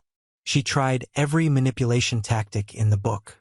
First came the, "You're overreacting," like finding out your wife is banging her pottery teacher is no big deal. Then she pulled out this crap about how she was just trying to find herself. I nearly lost it at that point. Since when does finding yourself mean destroying your family? I'd supported her through every phase. The yoga phase, the organic cooking phase, even that time she wanted to start a mommy blog. But apparently, cheating on your husband and neglecting your kid was just part of her journey of self-discovery. Fact that noise. I met with this divorce lawyer David recommended, who specialized in cases involving infidelity. He looked at the screenshots I'd saved and said I had a pretty good case for both the affair and child neglect. Told me to document everything. I went through my phone and found dozens of texts from Melissa's teachers about Jessica missing meetings. Had screenshots of her Instagram posts at bars when she was supposed to be at pottery class. Even had receipts from all the times I'd had to buy Melissa's school supplies last minute because Jessica forgot. The next few weeks were brutal. Jessica's mood swings gave me whiplash. One day she'd send these long apologetic texts about how sorry she was and how she'd do anything to fix things. The next day she'd be calling me a controlling who never let her be herself. The worst was when she started using Melissa as a weapon. She'd say crap like, "A good father would keep the family together," or, "Think about what this will do to Melissa." Real rich coming from someone who'd missed her own kid's school play to hook up with her side piece. I shut that manipulation down real quick. Reminded her that she was the one who blew up our family when she decided to F Daniel instead of being a mother to her daughter. The divorce proceedings lasted 4 months. My lawyer went for the jugular with the custody battle.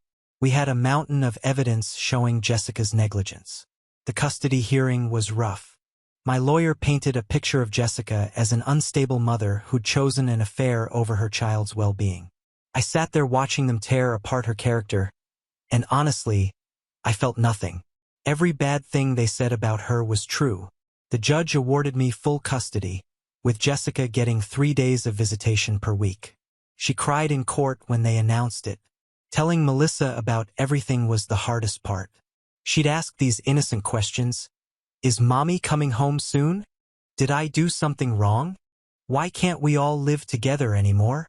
I'd sit with her in her bedroom, surrounded by her stuffed animals and princess posters, trying to explain things in a way a 6-year-old could understand. I told her that sometimes grown-ups make choices that hurt the people they love, but none of it was her fault. That mom and dad both still loved her very much, even if we couldn't live together anymore. Jessica went full victim mode on social media after the divorce started, posting these vague quotes about narcissistic abuse and finding yourself. Made these long Facebook posts about how she was healing from trauma and rediscovering her worth. The comments were full of people who only knew her side of the story, saying crap like, "Stay strong, mama," and "You deserve better."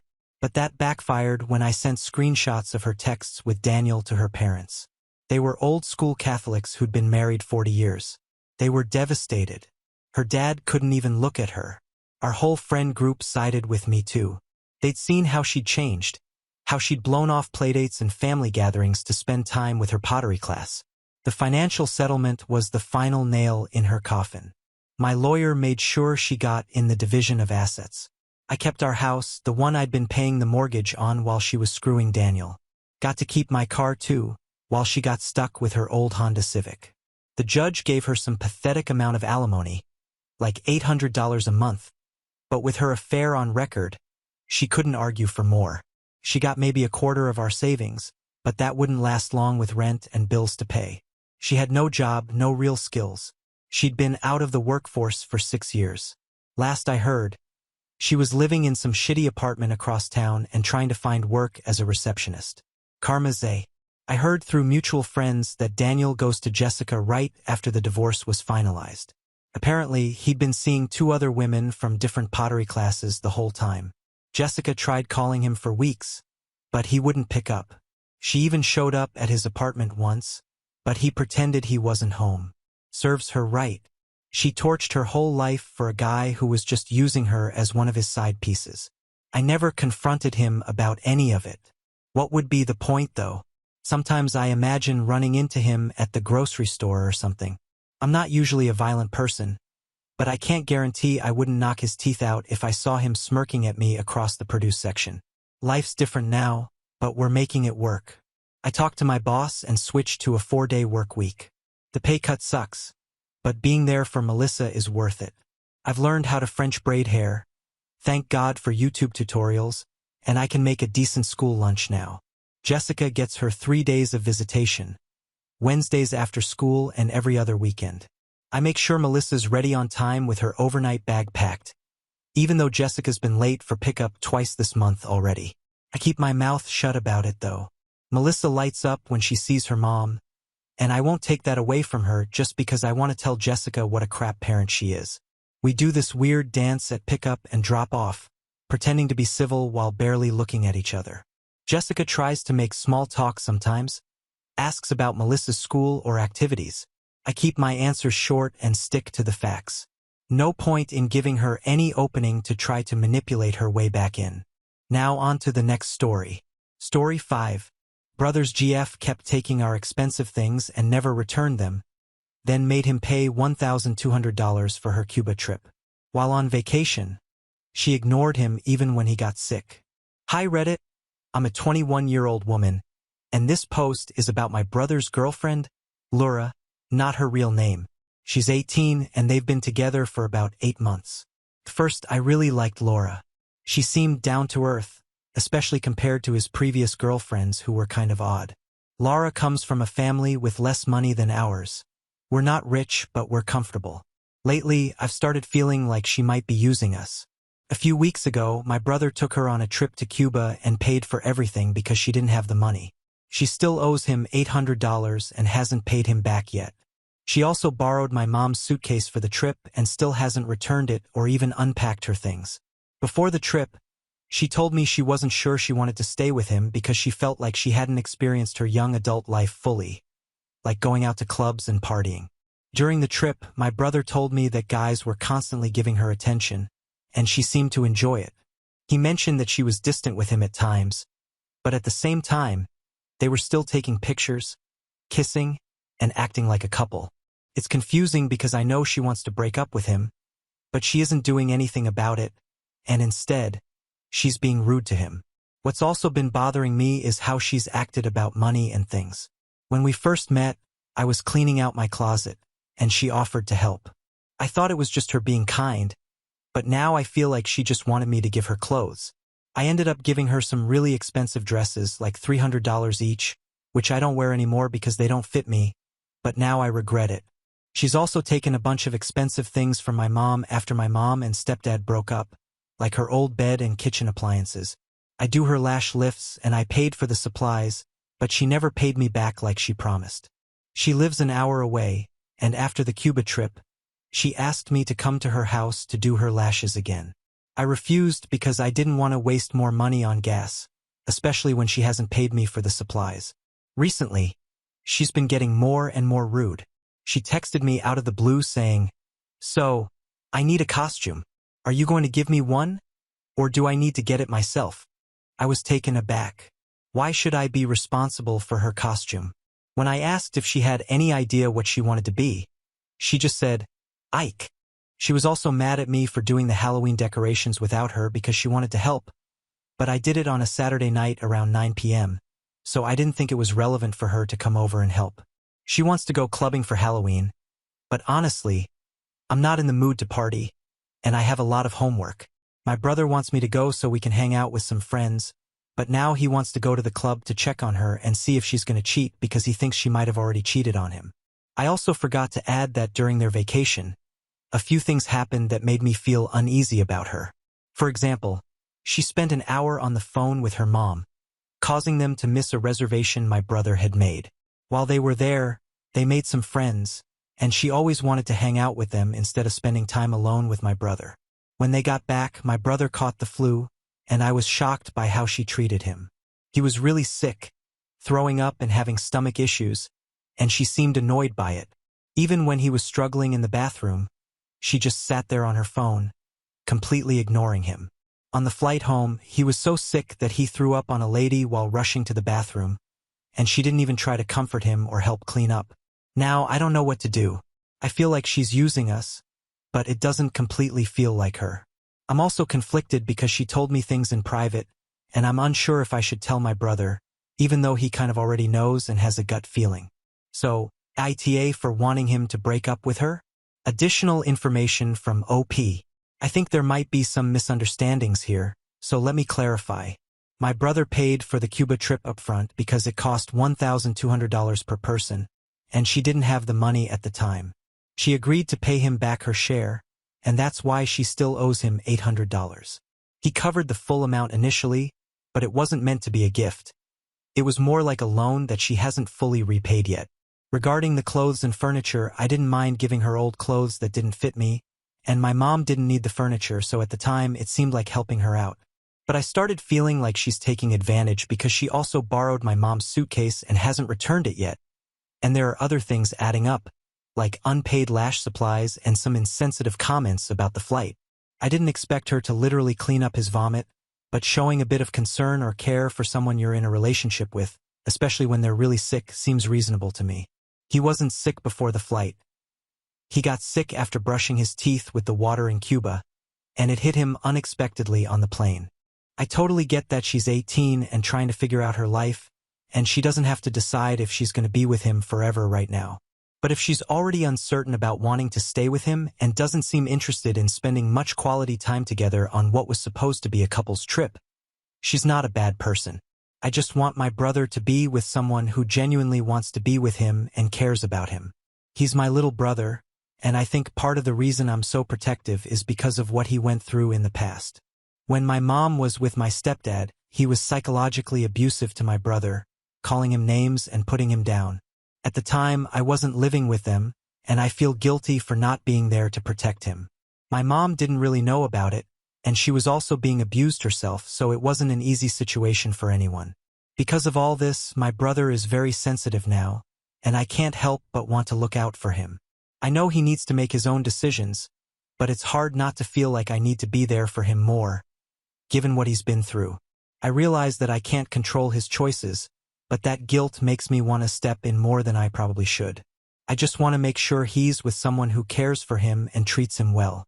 Comments where OP has replied, OP on her brother's age and how the budget came out for him to pay for everything.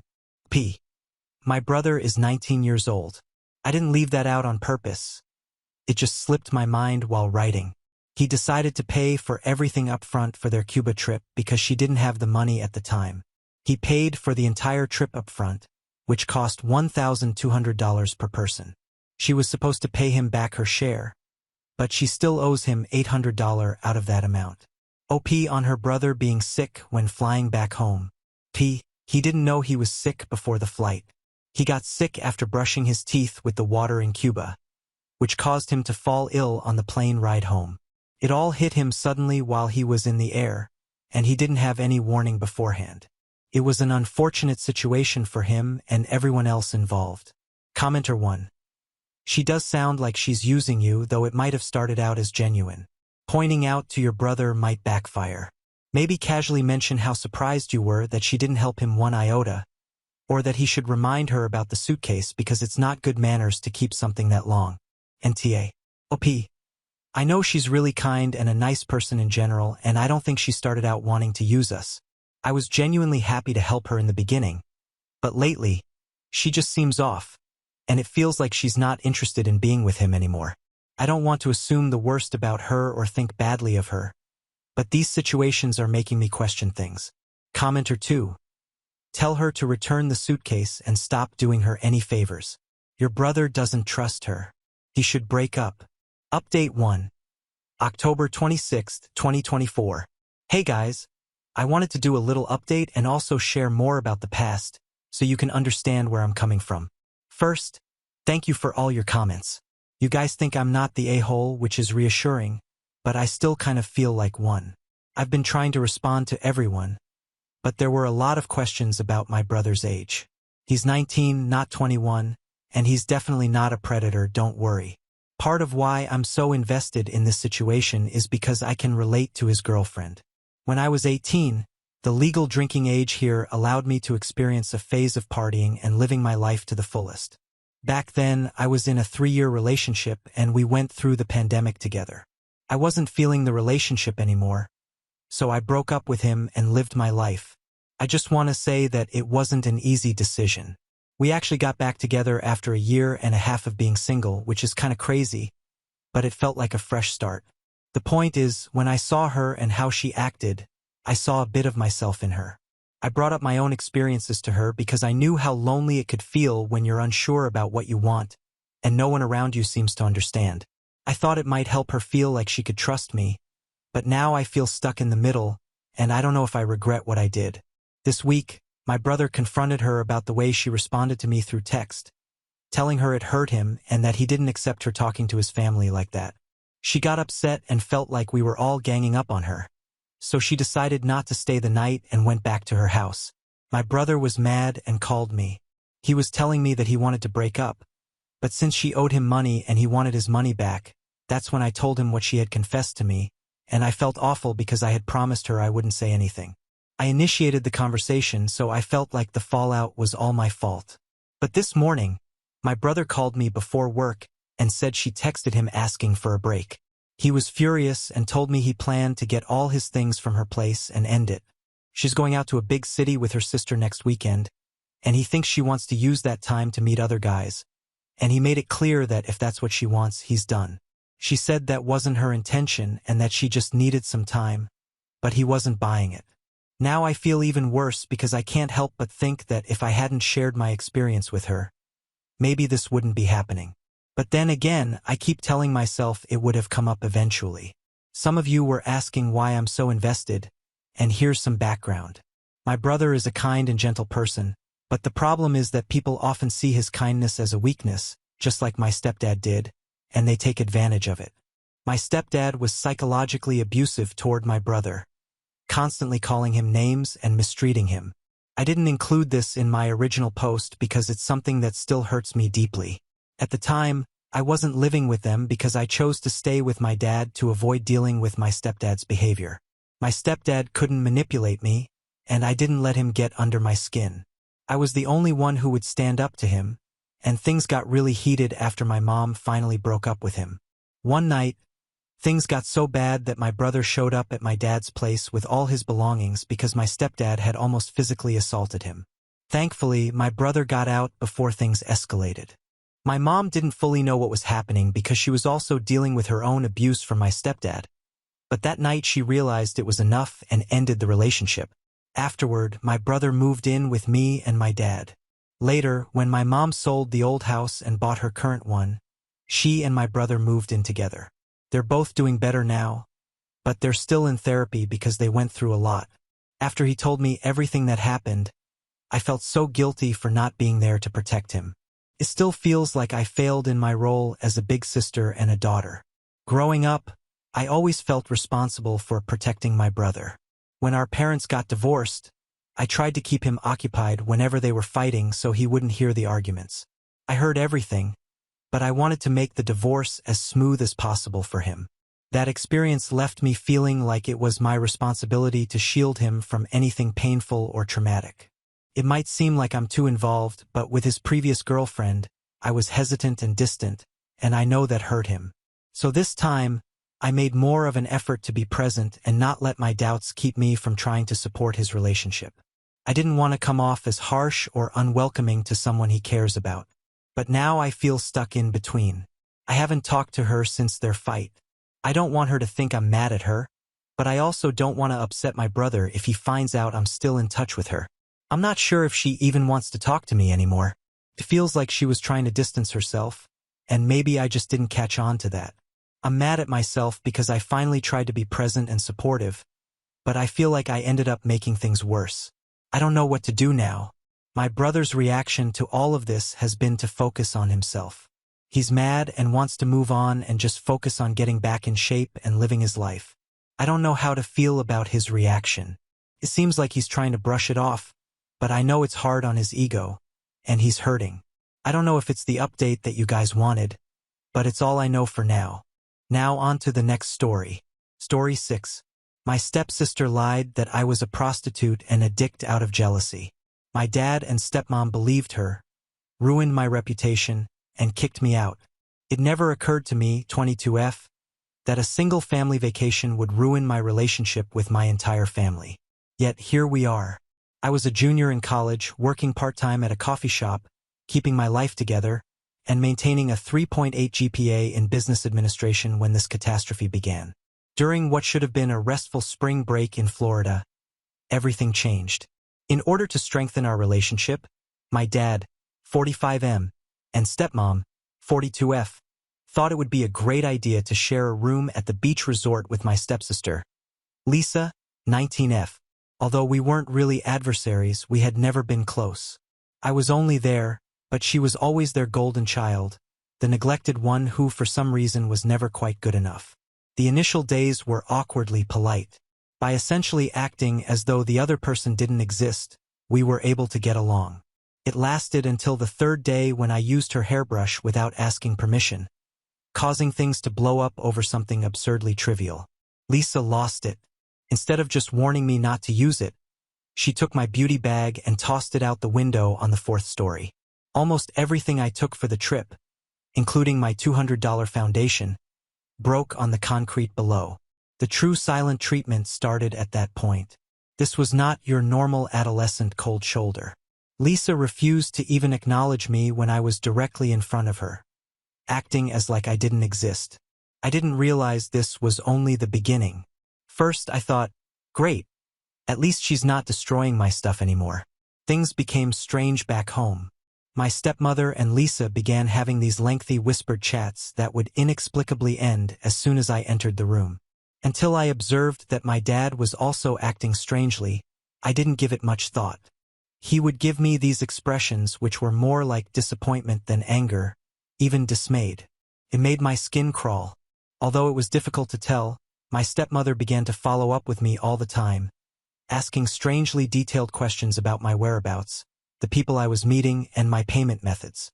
She would even phone my pals to confirm my location because the surveillance became that intense. My dad never knocked on my door before, But one night he entered my room and dropped a bombshell that turned everything upside down. He stood in my doorway like a judge and stated, "We need to talk about what you've been doing." Lisa filled us in on everything. The drugs, the prostitution, everything. It was so ridiculous that I actually laughed. Me? The girl who gets anxious if she is 5 minutes late to class and color codes her planner? A drug addict and prostitute? My dad wasn't laughing though. He thought she was real. In fact, he thought his workaholic, straight-A student daughter was secretly leading a parallel life. I attempted to clarify that Lisa was lying and that it was all untrue. I presented him with my bank statements, employment schedule, and attendance records for classes, all of which demonstrated that I was who I had always been. However, he became more irate the more proof I offered. "Why would Lisa fabricate a story like this?" he repeated himself. "She is concerned for you. Everyone is concerned about you." After that, things quickly got out of hand. While I was in class, my stepmother began searching my room for proof. They questioned my pals, kept an eye on my bank account, and even made several calls to my place of employment to check on me without my knowledge. They downloaded a tracking program to my phone. I didn't know until my stepmother challenged me about taking a break from class to go to a coffee shop. When my dad insisted on seeing all of my emails and social media accounts, it was the tipping point. He threatened to cease paying my tuition and expel me if I didn't comply, saying they wanted to keep an eye on my conversations to make sure I wasn't seeing clients. It dawned on me then that they would never trust me over her. They saw me as already guilty. That night, I sobbed quietly in my room as I packed up the necessities. A few items of clothing, my laptop, some critical papers, and the emergency money I had been putting aside. I was previously allowed to crash on my buddy Sarah's couch. Lisa was watching me from the hallway as I was leaving, and what do you know? She had a sly smile. She was actually grinning, like if she had won a perverse game. It wasn't easy living at Sarah's. I was lying on a couch that felt like concrete in her already small apartment. To pay for necessities, I had to take on extra work at the coffee shop. My academic performance began to suffer. Maintaining a 3.8 GPA while working 30 hours a week and sleeping on a couch is difficult. I didn't reply to my dad's one and only text, "You can come home when you're ready to admit your problems and get help." On campus, the rumors began to circulate. All of a sudden, it seemed like everyone knew about my alleged secret existence after Lisa managed to get in touch with my former roommate from my freshman year. Someone accused me of embezzling money from the Business Students Association, which led to my removal as treasurer. I was invited to have a friendly chat with my academic advisor over my lifestyle choices. It seemed like I was witnessing my reputation slowly deteriorate. At that point, Kyle, 24M, entered my life. He frequently ordered the same thing at the coffee shop, a big Americano with extra shots. He genuinely spoke to me, unlike everyone else who acted as if I were radioactive. Not just coffee orders, but genuine talks. He questioned why I always appeared so exhausted one day following my work. I had no idea why, but I told him everything. Hours after, we sat in the deserted cafe and I told him everything. "Are you aware of what he did?" He believed me, just like that. Complete acceptance of my truth without any doubt or debate. For the first time since this entire ordeal started, someone had just trusted me without asking for evidence or an explanation. Kyle owns his own apartment and works in IT. He helped me locate my own studio apartment after learning about my predicament with Sarah's couch. It's small, just a little bit larger than my previous bedroom, but it belongs to me. Because my credit wasn't good enough on my own, he even co-signed the lease. Slowly, our relationship grew. On movie nights, we would watch old comedy on his laptop until we fell asleep. He would bring me coffee during study sessions and listen to me rehearse my speeches. Little things that restored my sense of normalcy. I had someone on my side for the first time in months. Kyle proposed that we run away from the drama, somewhere calm and quiet, just the two of us. To simply go away from all of this family turmoil and begin our life together without any burdens is what I want to accomplish. A part of me, however, longed for a real wedding so I can stand in front of everyone and prove to them that I made it through, that in spite of everything they did to bring me down, I managed to create a good life. Last week, I began organizing the wedding. We're planning a modest ceremony for the spring after my graduation. Nothing grand. Kyle's family has been tremendously helpful, donating their backyard for the wedding and even helping with the arrangements. I always imagined that I would go dress shopping with my stepmother, and his mom accompanied me. When I found the one, a stunning A-line dress with intricate lace details, she refrained from crying. She remarked, "You look gorgeous, sweetheart." I briefly lost sight of the fact that she wasn't my biological mother. The problem with family is that sometimes the people who select you are more likely to love you than those who are meant to love you automatically. The guest list is the most difficult portion now. Kyle adds that whether or not I invite my family is completely up to me. "Today is your day," he declares. "You owe them nothing at all." He is correct. I am aware that is correct. But why is it still so painful? Why do I still find myself pondering whether or not to call them while looking at my phone? I have a box of invites on my desk, some of which bear the names of my relatives. I feel nauseous every time I gaze upon them. Given how much they contributed to your suffering, how do you invite them to share in your joy? The hardest part is that I am fully aware of the consequences. If I choose not to invite Lisa, my father will not attend. My stepmother will do the same, and since that's what they do, the rest of the family will most likely support them. She is always the one they pick. Always.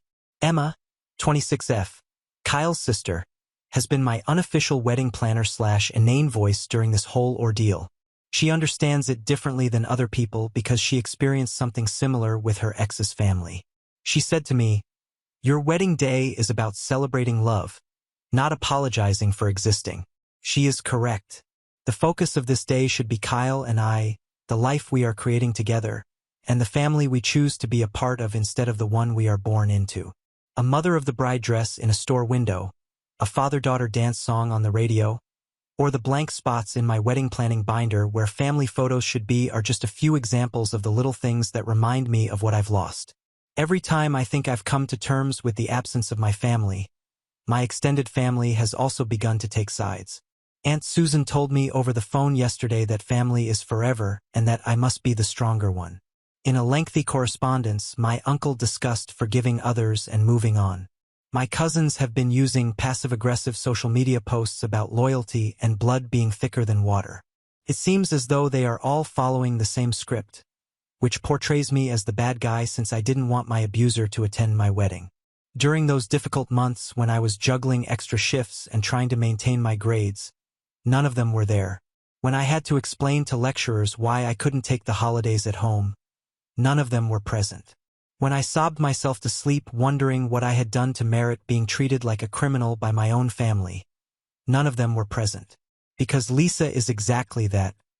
Someone who made a concerted effort to ruin my life. She created a whole story to keep me apart from everyone I cared about, not just one falsehood. She smiled while she watched me lose our relationship with our parents, my home, and my reputation. The most annoying thing is that they still don't realize Lisa was lying. Even now that my life is finally on track. I graduated with honors in spite of everything. I got a job offer from a reputable company in the city, and I married a wonderful man. My accomplishments ought to be sufficient evidence that I wasn't who she said I was. However, they can't acknowledge they were mistaken since they are so committed to her version of events. I have therefore made the decision to invite my dad and stepmother, but not Lisa. With such knowledge, people are free to do as they like. I'll walk down the aisle by myself, head held high, knowing that I didn't sacrifice my dignity to maintain harmony. If they choose not to attend after all, self-respect is ultimately what this is after all. I deserve to have a wedding day free of turmoil and anxiety. But it takes more than pride or stubbornness to declare, I deserve better than this. Instead of those who have chosen to assume the worst about me without proof, I should be surrounded by people who love and support me. I'm sick of having to make all the repairs. I'm sick of taking the lead. I'm sick of acting as though my own family's systematic rejection of me didn't hurt. I'm sick of bearing the consequences of their decisions. So, for once, I'm choosing myself. Choosing genuine love over toxic familial relationships, truth over easy lies, and happiness over duty. I'm done attempting to insert myself into a story that wasn't intended to involve me in the first place, even if it means that I'm the antagonist in their tale. Am I choosing the proper path? To be honest, I have no idea. However, I'm making a decision that feels true to who I am and what I deserve for the first time since this whole nightmare started. Kyle says he's proud of me for refusing to back down. And guess what? I'm also proud of myself. The terrified young woman who packed her bags in the middle of the night has matured into a self-assured individual who recognizes her value, realizes that true love does not necessitate putting up with abuse, and has the courage to put her own pleasure ahead of other people's expectations. Perhaps the freedom to finally be that person is the true wedding present I'm giving myself. Date 1. I wish I could say that things had improved since my last post, which was 6 months ago, but life has a way of catching you off guard. Everything changed when Lisa's ex-boyfriend sent me a message last month. He messaged me on Facebook and said he wanted to share something significant with me regarding the gossip Lisa was spreading. I hesitated to answer at first. Kyle and I were content to concentrate on our wedding preparations, and I've worked hard to put all the drama behind us. However, what he revealed to me clarified and exacerbated the suffering. Lisa apparently had a total breakdown after a fight with her now ex-boyfriend a few weeks ago. After getting wasted at a party, she came clean about everything, including the fact that she made up all the stories that I was a drug addict and prostitute. Why? She felt that I was receiving too much attention from men at her college, which made her envious. That's all. She was jealous of the fictitious attention I allegedly received from boys at her school, which is why she ruined my relationship with my family. I didn't even go to that school. Hours passed while I sat there looking at his messages, feeling like I might pass out. Screenshots of their text exchanges in which she had revealed everything were sent by her ex. He even volunteered to be honest with my parents if I asked him to. To be honest though, I no longer give a damn. The harm has been done. Kyle just held me while I sobbed when I showed him the messages. I was angry, not because I was depressed. 3 years of my life. 3 years of my own family treating me like a criminal. For 3 years, I doubted myself and had to start again because my stepsister was envious. I believed that having evidence would help me feel better. I believed that there would be some sort of closure if I knew the truth. Rather, it only served to highlight how little my family actually cared for me. They made the decision to accept these baseless charges in the absence of proof because Lisa said so. They cut me off, tossed me out, and treated me like I had no value. This is where the situation becomes even more intricate. Lisa discovered that her ex had gotten in touch with me somehow. All of a sudden, my family started bombarding my phone with calls and texts. My stepmother emailed paragraphs about family healing and forgiveness, and my dad left a lengthy voicemail saying that Lisa is really sorry and that she's been going through a lot. The worst part? In fact, none of them expressed regret. Instead, they are promoting the idea that Lisa was troubled and that she needs her family now more than ever. There is not a single, "I'm sorry for not believing you," or "we were wrong." In relation to Kyle, I discovered that I never fully explained how we got together. About 6 months after leaving home, it happened during one of my darkest moments. After staying up all night to finish a paper, I was working the morning shift at the coffee shop, barely getting through 3 hours of sleep. Every morning, Kyle arrived for his customary large Americano with additional shots. He did, however, note how worn out I appeared that day. He inquired about my well-being rather than simply taking his coffee and walking away as most patrons do. Right there at the desk, I started crying because of his sincere concern. Julie, my manager, noticed what was going on and instructed me to take an early break for an hour. Kyle sat with me in the deserted cafe and listened to me tell him everything. He gave me his phone at the end of my break and instructed me to call him if I ever needed someone to talk to. It was weeks before I used it.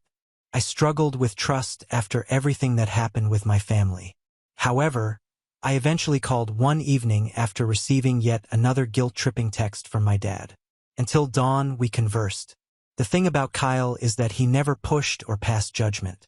All he did was listen and encourage me. When I was unable to continue living on Sarah's couch, he assisted me in finding my first apartment. When my parents cut me off, I had to drop out for a semester, which damaged my credit, so he even co-signed the lease. In order to return to school, he assisted me in applying for grants and student loans. We were just buddies for months. He would check my assignments, assist me in practicing presentations for my business classes, and even bring me coffee while I studied in the library. Friendship gradually evolved into something more. Of all things, we were reviewing my business ethics assignment when we shared our first kiss. Kyle gave me the impression that I had everything I needed, even though I was living in a small studio apartment and barely making ends meet between work and classes. He demonstrated for me what true support looks like and what it's like to be appreciated for who you are rather than what someone else wants you to be. The drama of the wedding followed. Last week, my dad gave me a call and said he would want to escort me down the aisle, but only if I included Lisa. She's really changed, and it would mean so much to her to be there, he said. It's all about Lisa's feelings once more. Requirements of Lisa. Lisa's joy. At last, I lost it. I expressed my feelings to him in detail, including his conditional love, his repeated preference for Lisa over me, and his willingness to let her ruin my life without ever challenging her claims. I advised him that perhaps he shouldn't attend my wedding at all if Lisa's attendance meant more to him than being there for his daughter. It wasn't warmly received by him. When I refused to back down, Dad threatened to not attend the wedding without Lisa, claiming that I was tearing the family apart and that I needed to let go of the past. My stepmother supported him by stating that real family forgives and forgets and that they are a package deal. Kyle's family has been tremendously helpful in the interim. Last weekend, his parents hosted a simple backyard cookout for our engagement, complete with close friends and family. His dad gave a moving speech that brought everyone to tears, and his mom created this lovely photo montage of our friendship, yes, even Kyle. Seeing them so really celebrate our love opened my eyes to what true family support looks like. Plans for the wedding. After removing all the drama, the wedding preparations are progressing rather nicely. We discovered the ideal location for the reception, a tiny garden featuring an old-fashioned greenhouse. In an effort to give me something to pass on to our future children, Kyle's mother has been teaching me their family recipes. Through all of this, his sister Emma, who will be my maid of honor, has been incredible. She has shared her personal experiences with toxic family members and has helped me realize that it's acceptable to put my mental health above my responsibilities to my family. I had my last dress fitting last week, along with my best friend Sarah. Kyle's mother and sister were present. I didn't miss Lisa or my stepmother. When I put on the dress and looked in the mirror with other women who truly cared about me.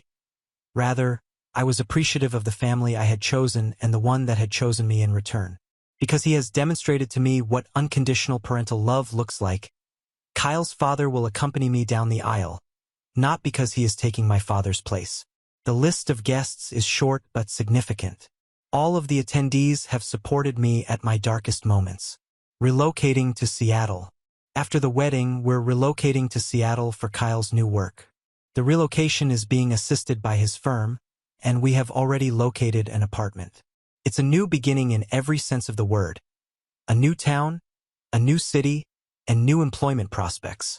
Above all, it's far enough away that we won't have to worry about bumping into my relatives at the neighborhood coffee shop or grocery store. Sometimes the future we are planning seems like a dream. As we make plans for when we are both stable in our careers, we have started looking at homes in the Seattle suburbs. Kyle talks of one day starting a family and creating the kind of household we both hoped we had as children. Simultaneously thrilling, frightening, and ideal. I blocked my entire family on all platforms yesterday, including social media, email, and phone numbers. Something I should have done years ago. No more messages that make you feel guilty. No more playing with emotions. No more justifications like, but she's family. The truthful response to the question of whether I miss my family is yes. However, I missed the family I believed I had rather than the one that is real. Instead of the father who decided to assume I was a drug addict without any evidence, I missed the father who taught me how to ride a bike. Instead of going through my belongings in search of proof of crimes I never committed, I mourn the stepmother who used to assist me with my homework. Blood is thicker than water. I'm being harsh, and I'll regret this choice, Several extended family members have been contacting me to say, "But what do you know? The only thing I think I'll regret is squandering so many years attempting to win the affection of people who would never have chosen me in the first place." Last week, the invites were sent out without my stepmother's, dad's, or Lisa's names. Even though there aren't many individuals on the guest list, they all genuinely care about me. Individuals that supported me when my own family refused to, people who unconditionally love me. My self-respect is compromised by those who encourage me without expecting anything in return. In my most recent post, someone asked if I ever considered what would have happened if I had simply forgiven and moved on. The fact is, I do occasionally consider it. However, I then recall Lisa's sly smile as I was leaving the house that evening. I recall that without any proof, my father decided to assume the worst about me.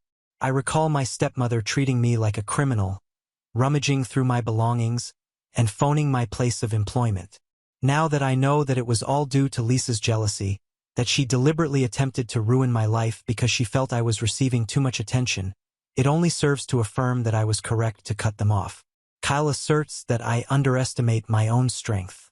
He might be correct. I was the terrified girl who slept on a friend's couch 3 years ago, wondering if I would ever feel normal again. I'm now getting married to a wonderful man, starting a career, graduating with honors, and finally experiencing what true family love is like. To the one who inquired as to whether I worry about regrets, I do occasionally. However, I'm more concerned about the guilt I would experience if I allowed my family to continue to control and harm me. Walking away from individuals who only love us when it suits them is sometimes the bravest thing we can do. I'm now satisfied with the way things have worked out, and our wedding is in 6 weeks. It's not the wedding I envisioned as a child. No mother of the bride speech, no father-daughter dance, and no large family portraits with everyone dressed alike will take place. However, it will be genuine. There will be someone there who supported me, who had faith in me, who had chosen me. Fixing a family that never truly wanted to be healed is something I'm done with. I'm tired of having to be the one who must understand, forgive, and put everyone else's sentiments ahead of my own. I'm tired of being Lisa's backup daughter, the one who is only valuable when she doesn't require attention. Since I really don't have anything more to say, this is my final update. Lisa is no longer the subject of my story. It has nothing to do with my stepmother, father, or the family that didn't pick me. It has to do with the family Kyle and I are creating, about the love I discovered in the most unlikely locations, about the strength I was unaware I possessed. In 6 weeks, I will tie the knot with a man who truly loves me. For the first time in years, I'm not anxiously waiting for the other shoe to drop. As we begin a new life in a new place, all I'm doing is living, loving, and at last, being free. I want to express my gratitude to everyone who has supported me and followed my path. Your words of support gave me the courage to defend my position. Additionally, it's acceptable to leave if you're dealing with toxic family members. Making your own decision is acceptable. Finding happiness on your own terms is okay. There are instances when the family we build is more authentic than the one we are born into, and it's not just acceptable, it's stunning. Now on to the next story. Story 7. My parents disowned me and cut me out of their will because I'm not their biological child, but inheriting from a distant relative changed everything. Let us start from the beginning. My life changed dramatically when I was 14. Around this time, my mother decided to relax again, this time with a man whose previous marriage had produced a son. Jake, already 3 years older than me, was 17. Let's also admit that we didn't get along right away. The ink on their marriage certificate had hardly dried when the tension began to rise. At first, it was the tiny issues that arise when strangers are notified that they are suddenly family and brought together. Jake would leave dirty dishes in the sink, assuming they would clean themselves. Of course, I was the one who got a lecture from my mother or new stepfather about the kitchen mess. Alternatively, I would see my shampoo disappearing faster than usual, only to discover Jake with perfectly maintained hair that appeared to have resulted from using my favorite product. It was strange, but I felt upset by more than just Jake's antics. Tom, my stepfather, handled things in the same manner. I seemed to be the problem whenever things went wrong. He'd think I was responsible without even asking. Then there was my mom. She was too focused on making this new family dynamic work to see what was happening. She'd brush it off, cover for Jake, and pretend everything was fine. I could immediately detect the difference in expectations. Mom and Tom announced they were expecting a kid around a year into our difficult living situation. At that time, everything changed. Suddenly, everything revolved around the newborn. The house required renovations, and guess which room was chosen for the nursery? Exactly mine. I was shoved into a cramped, claustrophobic guest room with barely enough room for my possessions. It felt like a demotion, a clear sign of my role in this new family structure. A few months later, Nathan, my new half-brother, was born and quickly became the center of attention. Jake felt the same shift and grew even more entitled. He dropped out of college and moved back home, bringing with him a whirlwind of late-night parties and questionable pals who came and went at all hours. Tom dismissed my protests about the noise and trash, while my mother simply looked sorrowful, as if to say, "What can we do?" It was infuriating. I started spending more time at friends' places, anywhere I could find routine. My escape ended up being school. I stayed as long as I could, joining every organization and taking extra classes. It was more than just adolescent defiance. It was about survival. Home became a place where I always felt as if I was walking on eggshells, waiting for the next explosion. It was suffocating. One evening stands vividly in my mind. I got home later than usual to find the house utterly still. A note on the refrigerator indicated that they had gone out to dinner without me. I hadn't even been invited to this family supper. That note struck harder than I expected. I felt invisible, as if I did not truly belong, and it stung. Not shortly after my 18th birthday, everything almost broke. I felt Tom dislike me having any excuse to leave the house. Despite the fact that I worked part-time, he repeatedly told me that it would jeopardize my academic progress. Then one evening, I returned home to discover my room utterly trashed. Jake hosted a party while my mom and Tom were gone, and my room suffered as a result. A broken lamp, alcohol stains on my project documentation. It was an outright breach of my privacy. I challenged them at breakfast the next morning. Tom responded coldly and contemptuously, "You should have been more responsible with your belongings." My mother simply sighed and whispered something about families coming together and letting go. I had finished letting things pass. Everything I did during those years seemed to be scrutinized, but not in a way that suggested concern for my well-being. Rather, it appeared like they were waiting for me to make a mistake so they could blame me. Jake, who had turned into a professional couch potato, appeared to get away with it all. Although Nathan, my tiny half-brother, was still a child, the amount of coddling he received revealed who the favorite was. I remember one time when I was working on a large science project that I found really interesting. Even at home, working on it was nearly impossible. I desired silence, so I set up a workstation in the corner of the living room. It felt like I was trying to build something delicate in the heart of Times Square. I eventually had enough. Jake would play loud music, Nathan would run about shouting, and Tom would complain about how my project was taking up too much space or making a mess.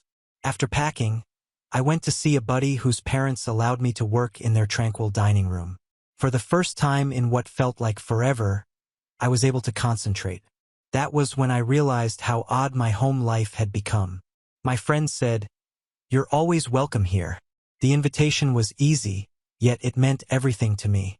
For me, home was just a place I couldn't wait to leave. Home is supposed to be a secure refuge, yet every hour away from it helped me breathe a little easier.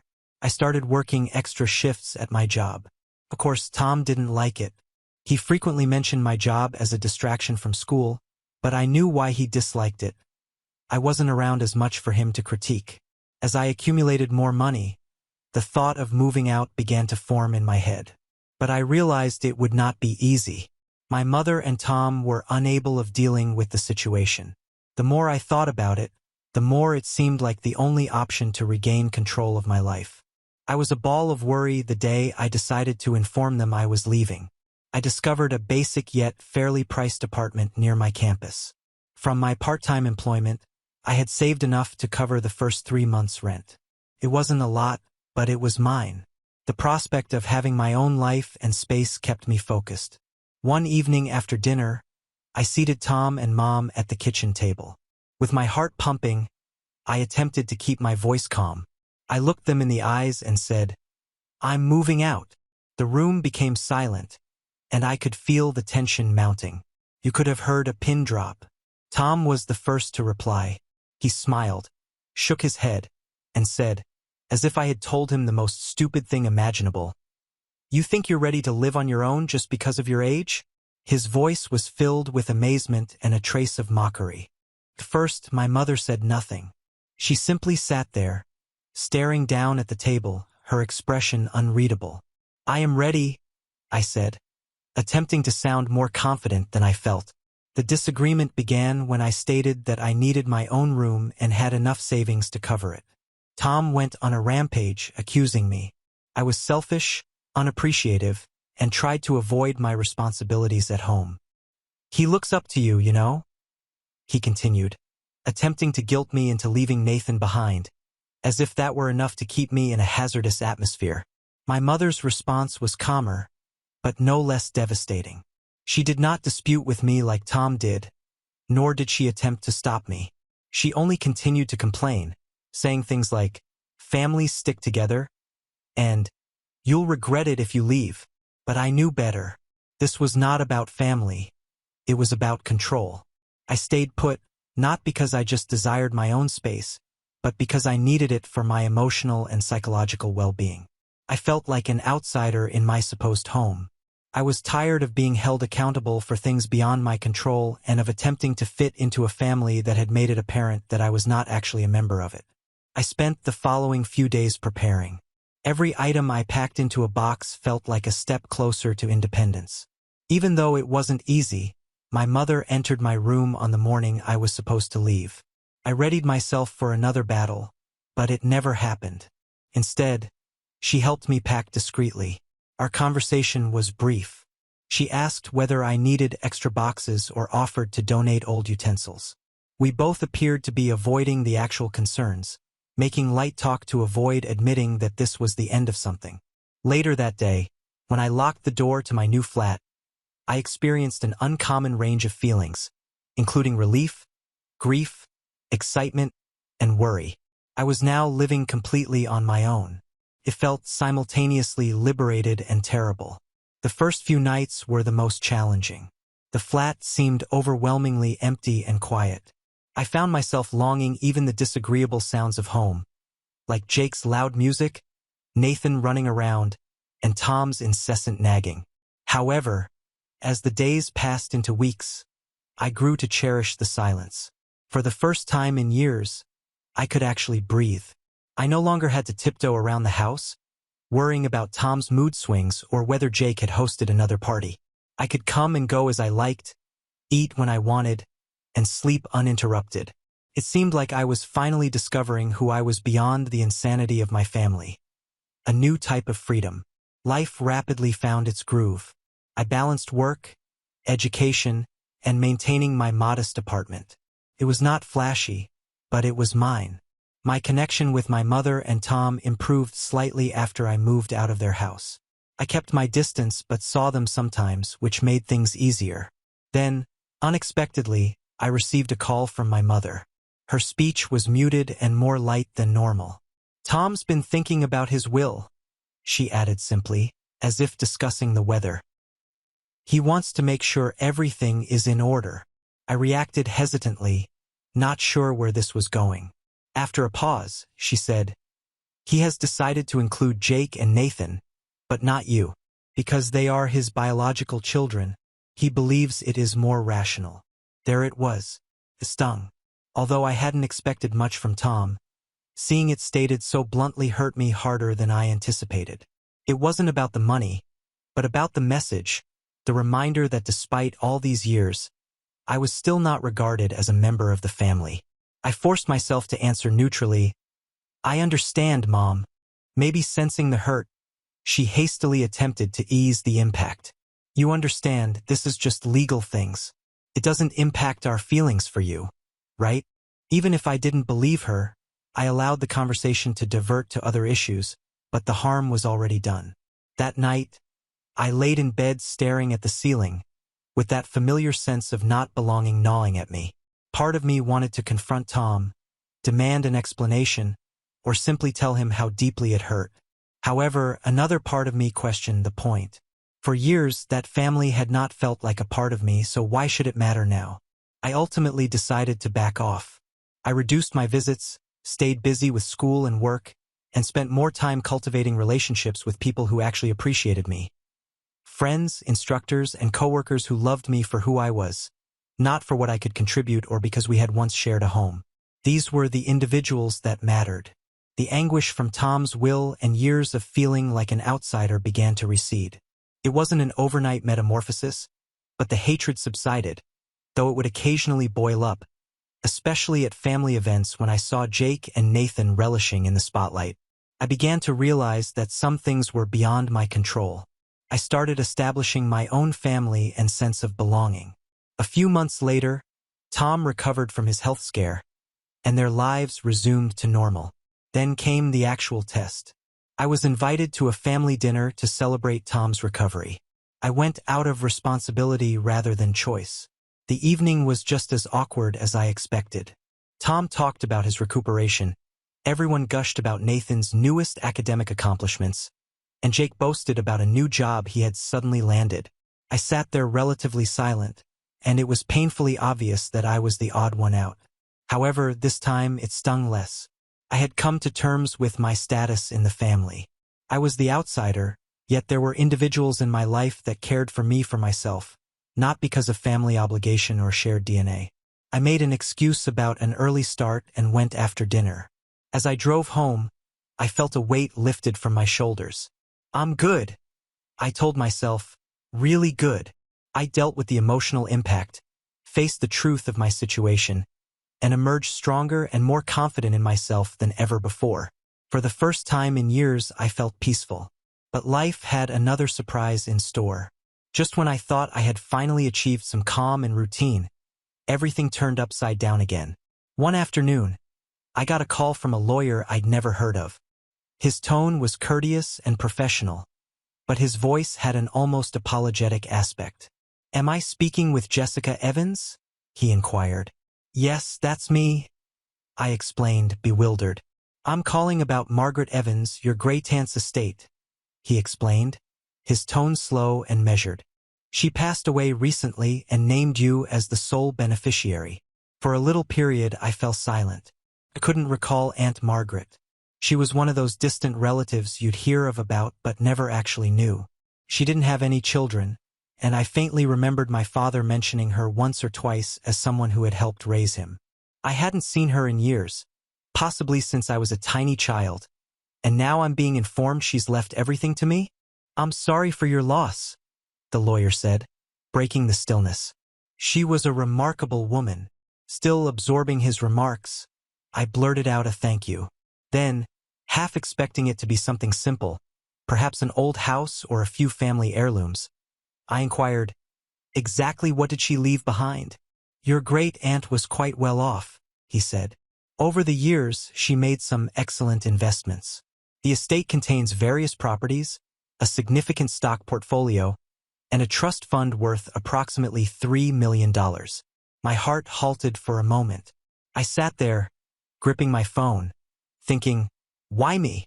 We weren't very close when I was younger. I paid her a few trips, but our relationship was never genuinely strong. My mind could not fully grasp it. The attorney then stated, "She left a letter for you. I will forward it together with the other documents." He noted that she went into greater detail regarding her decision. After we hung up, I sat there, staring at my phone, trying to make sense of everything. Why did Aunt Margaret choose me to inherit everything? I scarcely know her. Was this some kind of mistake? The next few days were spent meeting with the attorney, signing paperwork, and discovering exactly what I had inherited. There were houses, stocks, and personal stuff in addition to the money. Aunt Margaret's letter, however, impacted me deeply. In it, she stated that she had always appreciated my independence and saw in me a reflection of herself at my age. She described me as determined, self-sufficient, and capable of creating a life on my own, qualities she thought she lacked when she was younger. She wanted to offer me the opportunity to spend her riches for something meaningful. It was overwhelming. Here was this relative I barely knew who saw something in me that my own family hadn't noticed. She appreciated and chose me. My initial move was to purchase a tiny home. Though it wasn't lavish, it was mine and represented a new chapter in my life. Thinking about long-term financial security, I also bought a rental property and invested the leftover monies. I spoke with a financial expert to ensure that I made sound judgments. It seemed weird. In the course of a week, my life had entirely changed.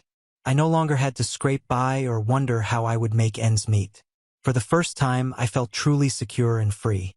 However, freedom brought a new set of challenges. At first, I didn't notify anyone about the bequest, even my relatives. Given our tumultuous past, I knew the news would not be well received. I owe them nothing, but secrets have a way of getting out, and mine was no exception. It began with a cousin I hadn't seen in years who heard about the inheritance through legal means. My mother found out before I did, and the rest of the family soon followed suit. The phone calls started almost immediately. First, my mother called in an unusually cheerful and inquisitive tone. She complimented me, then casually stated how difficult things had been financially for her and Tom. I sensed where the talk was going, and sure enough, the floodgates erupted. Tom called first, then Jake, and then some distant cousins I hadn't heard from in years. Each intimated in their own way that they needed a piece of my inheritance. "Times are tough," they would say. My mother even commented, "You know how bad Tom's health has been," as if this explained their newfound interest in me. They all seemed to have forgotten about me, but only as a possible ATM. I was overwhelmed with requests for money, loans, and gifts. It felt like vultures were circling, waiting for their time to swoop down. I felt overwhelmed. For a brief period, I considered quitting up, questioning whether holding on to the bequest was selfish. But then I remembered all the years I'd spent feeling like an outsider in my own family, being blamed, discarded, and ignored. I had worked hard to earn whatever I had before this windfall. I had gotten it through college on my own, without their help, and now that I had some stability, they wanted to take it away? When I was struggling, none of them volunteered to help. When my mother eventually inquired why I hadn't told her about the bequest sooner, I found the strength to reject the guilt and manipulation. I softly but firmly explained to her that our separation was both emotional and physical. I had been kept away, ignored, and alienated for years, as if I belonged nowhere in the family. This inheritance allowed me to live on my own without relying on anybody else. "It is my life," I assured her, "and I must live it in my own manner. I apologize if this offends you, but right now I need to act in my best interests." The outcome of that conversation was worse than I could have predicted. Mom accused me of being arrogant and inconsiderate. Tom interjected, chastising me about how families should treat one another. Nonetheless, I stood my ground. Over time, the calls got less frequent, and the demands for money ceased when they understood I would not give in. It was challenging, but extremely necessary. I had realized a sad reality about family. Sometimes the people you trust the most are the ones who bring you down. Knowing that I had protected myself brought me calm. Finally, I decided not to let them dictate my life. This inheritance was about taking control of my own destiny and, more importantly, gaining the ability to live my life on my own terms. My communication with them became strained, but I'd become accustomed to it. Their approval was no longer required, and I was not bound to offer them anything. I had friends, mentors, and people who actually cared about me, not because of familial obligations, but because of who I was. The big surprise came from an unexpected source. My younger half-brother, Nathan. I unexpectedly received a clumsy, handwritten note from him. "I'm sorry for asking for money. I miss you," he wrote in his untidy handwriting. Though little, this step meant a lot to me. Nathan, barely 14, was reaching out in his own way.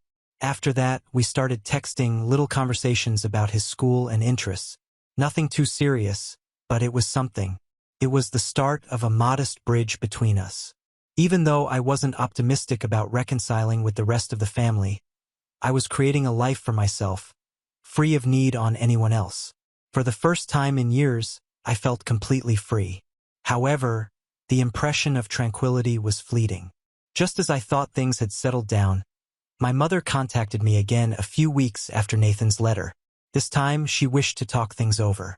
I could tell this wasn't going to be a chat about reconnecting or finding common ground, so I agreed to see her in public in the hopes of keeping things nice. We met at a nearby cafe, and the vibe was unsettling from the start. She rarely inquired about my life or how I was doing. Instead, she got right into how difficult things had been financially since Tom's health crisis and how Nathan's private school fees were stacking up. I sat there listening, feeling like an outsider in her list of troubles. It quickly became evident why she had requested to meet. She also added that they were thinking of upgrading the house and that she really needed a vacation to relieve her stress. It was clear she was not there to heal our relationship. She was there for a single reason. Finally, I could not stand it any longer. I cut through the tension, saying, "Mom, just get to the point."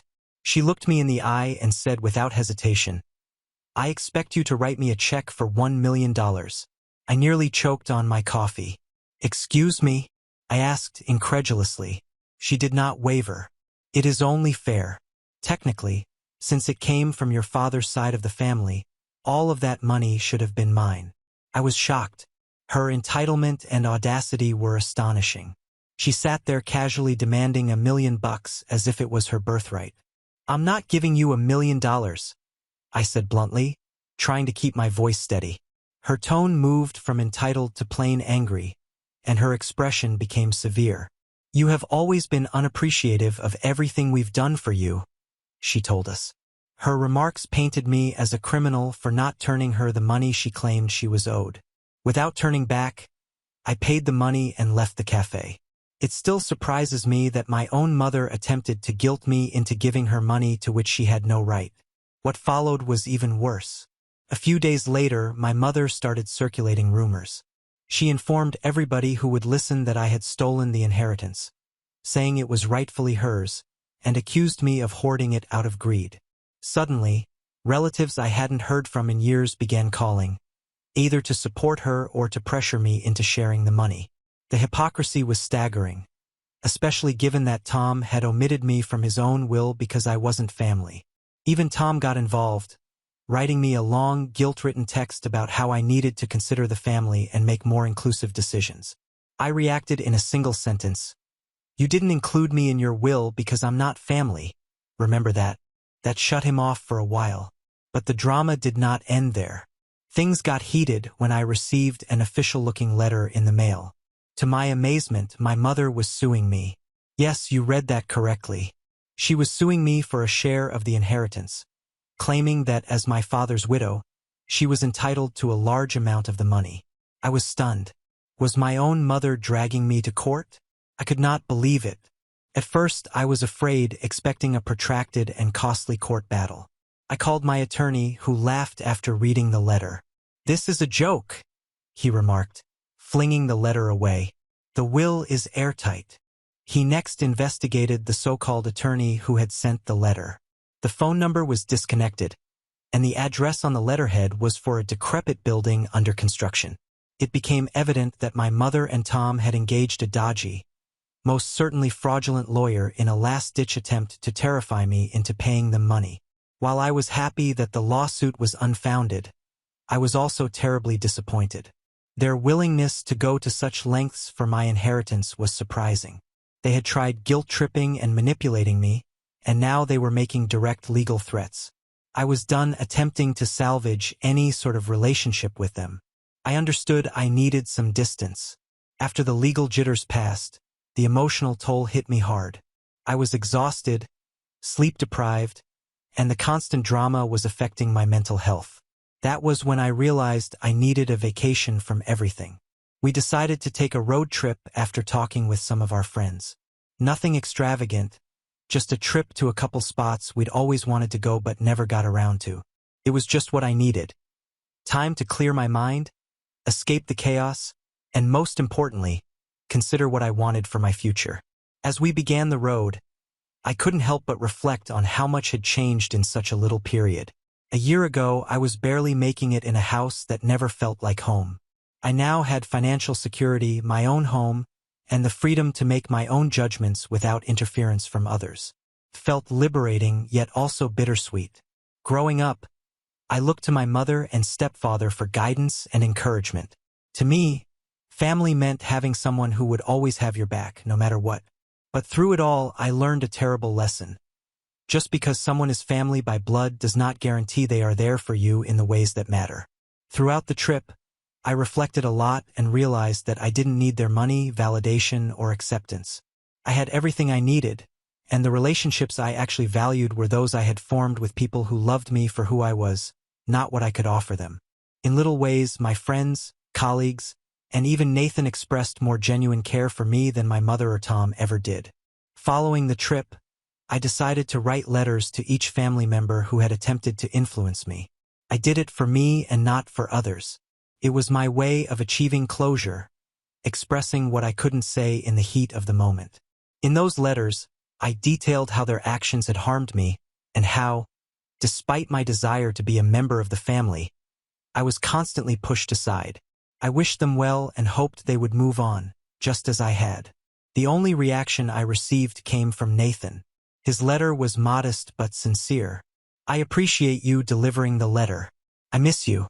Let us get together sometime." It wasn't much, but it was the beginning.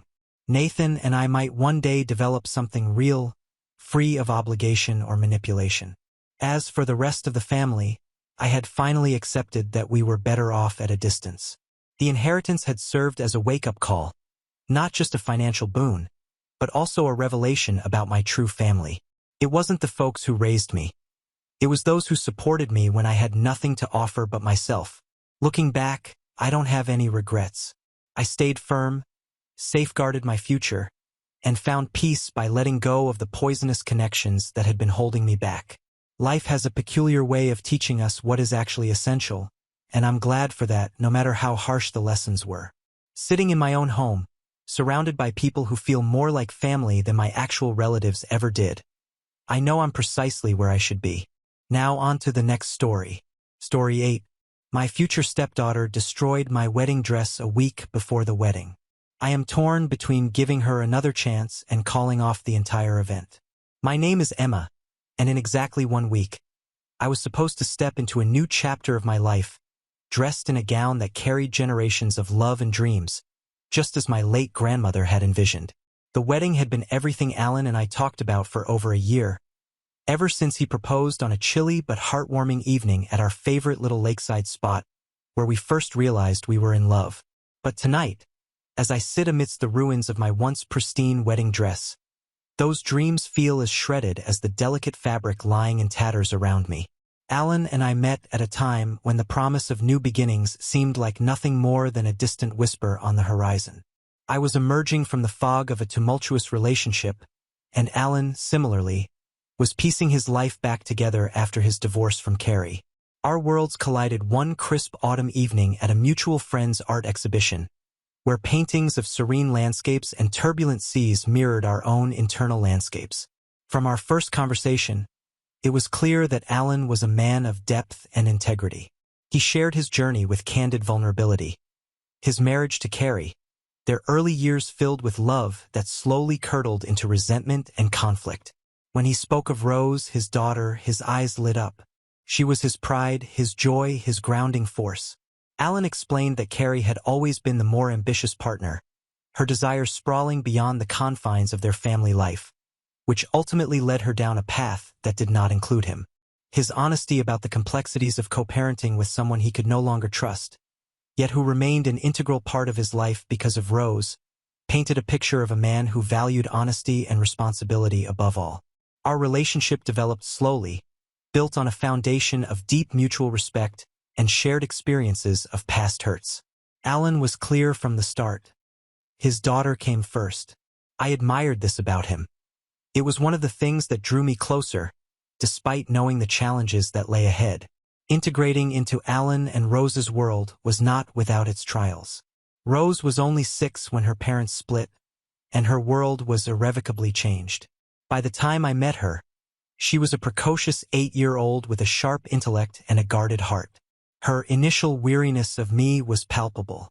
It was clear that Carrie's influence, coupled with the insecurities bred from her parents' split, shaped her early interactions with me.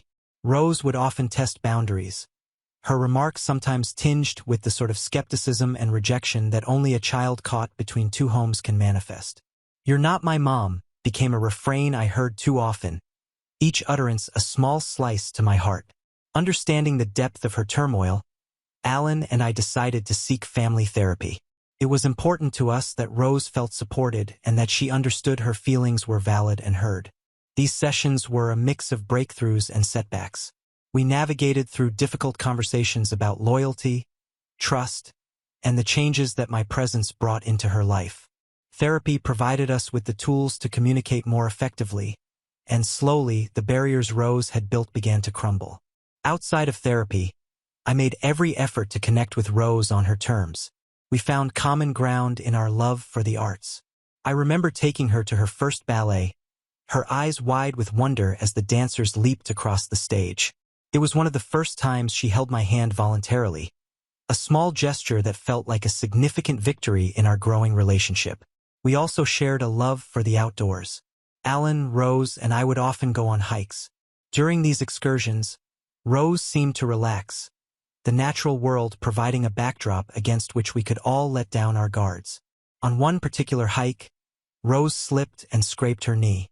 It was instinctual the way I reached out to comfort her, and to my surprise, she leaned into my embrace. It was a moment of unspoken acceptance, a softening between us that felt like a gentle tide pulling us closer together. Despite these moments of connection, challenges remained. Rose's oscillation between warmth and coldness could be jarring. We had days filled with laughter and lightheartedness, and others where her withdrawal reminded me of the delicate dance we were still engaged in. Carrie's presence in the background often felt like a shadow that cooled the warmth we tried to foster. Her subtle undermining of my relationship with Rose and Alan was a constant undercurrent, adding tension to an already complex dynamic. As our wedding approached, I sensed a shift in Rose. Perhaps it was the permanence the marriage implied, or maybe the whispers of her mother's discontent that found their way to her ears. The incidents of defiance grew, culminating in cutting remarks and resistance to the family structure we tried to build. Alan stood by me through every painful moment, his resolve to make this work as strong as mine. Yet, each conflict with Rose made me question if I was truly prepared for the road ahead. The blend of therapy sessions, shared interests, and continuous open dialogue created a tapestry of our relationship that was intricate and fragile. It was a relationship that required patience, understanding, and an abundance of love, qualities that Alan and I committed to provide in abundance, despite the shadows that sometimes fell across our path. As I reflect on the journey we've undertaken together, I'm reminded of the complexity of forming a new family from the fragments of old ones. Each step forward with Rose is a delicate balance of love, patience, and respect for the young girl at the heart of our blended family. Through every challenge, our resolve to create a nurturing environment for her has remained steadfast, a testament to the power of love and the resilience of the human spirit. Our engagement story began on an unexpectedly warm evening in late September, marking an anniversary of sorts. It was on this date 3 years prior that Alan and I had shared our first date, a simple but charming evening that had started with coffee and ended with a sunset walk along the river.